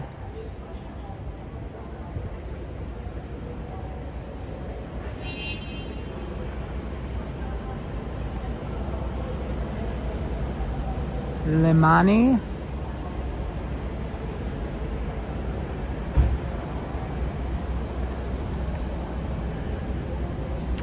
This is actually where I was standing the night of the Christmas tree lighting.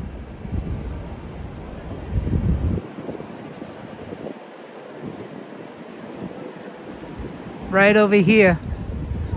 And it was cold that night. It was cold.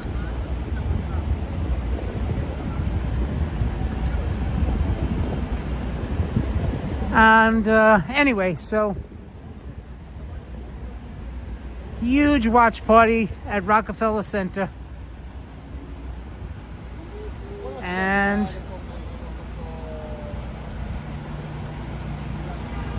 wow, we're going almost 3 hours, guys. I have a feeling, I know a lot of people are probably gonna want to get to sleep. It's late and I need to get something to eat. So rather than continue the stream for over 3 hours, and by the way, on Sunday when I was at the marathon, I did 2 streams. One was 3.5 hours. The other one was just over 2 hours. So I've done a lot of streaming the last couple of days, guys.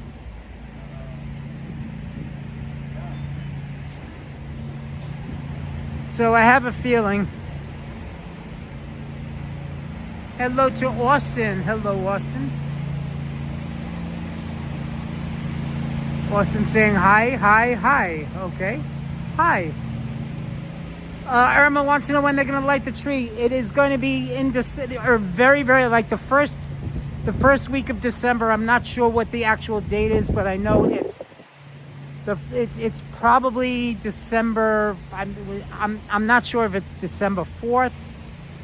But I have to look it up. But I know it's within the first few days of December.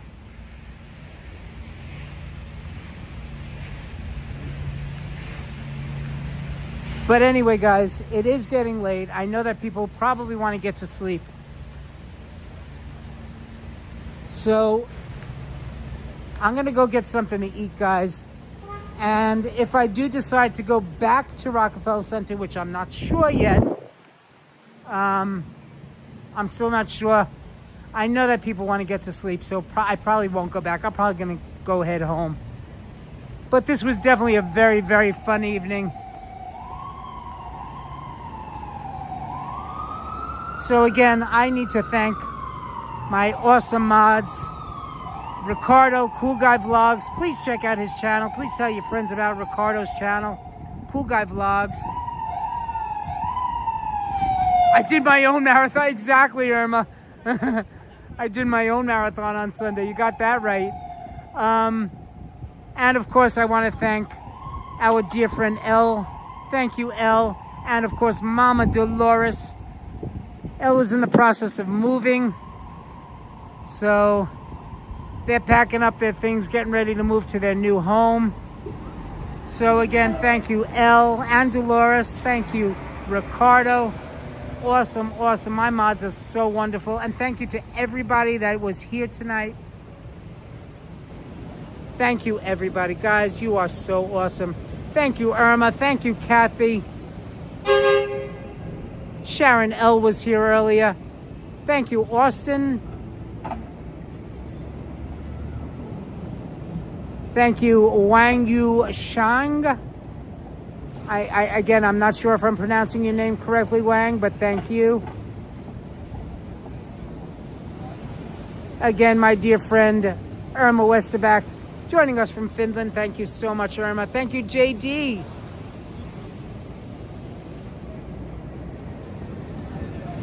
And let's see, who else? Hummer Sanchez. Thank you, Hummer Sanchez. Moon Goddess Diaries. Thank you, Moon Goddess.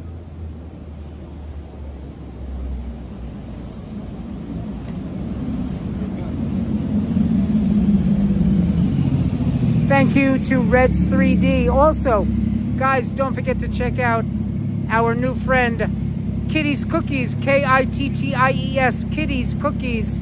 Check out her channel.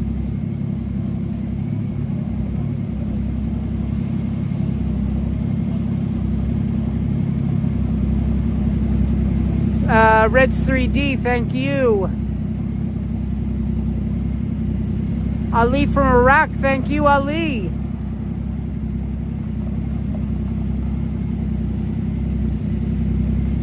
Thank you to Irina. Irina was here earlier. Thank you, Desi Des.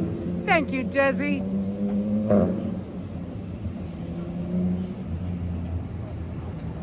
And let's see, who else am I missing? Thank you, it's Bob Johnson. Thank you, Bob.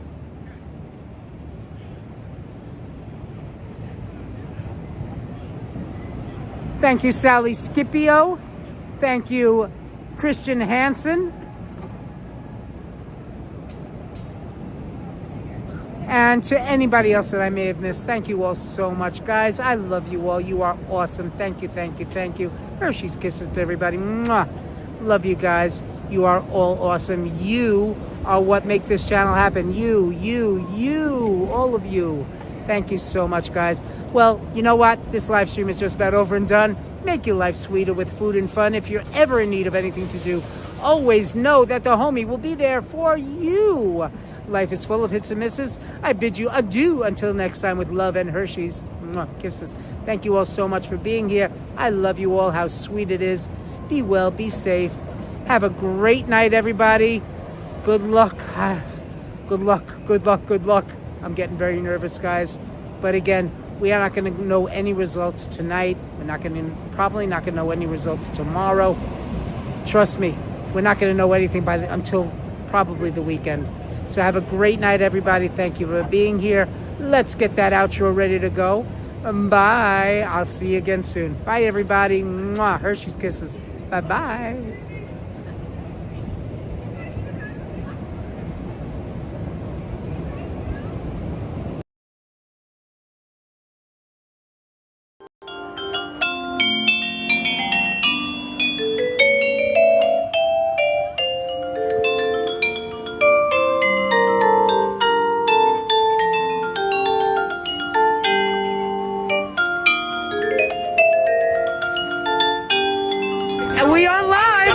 Alan knows two things unbelievably well. Three things, actually. He knows buses and trains. That's right. He knows food like you can't believe. And he knows and loves New York City. Alan, we love you. And we love you too, Charlie. All right, let's say it together. Stand clear of the closing doors, please.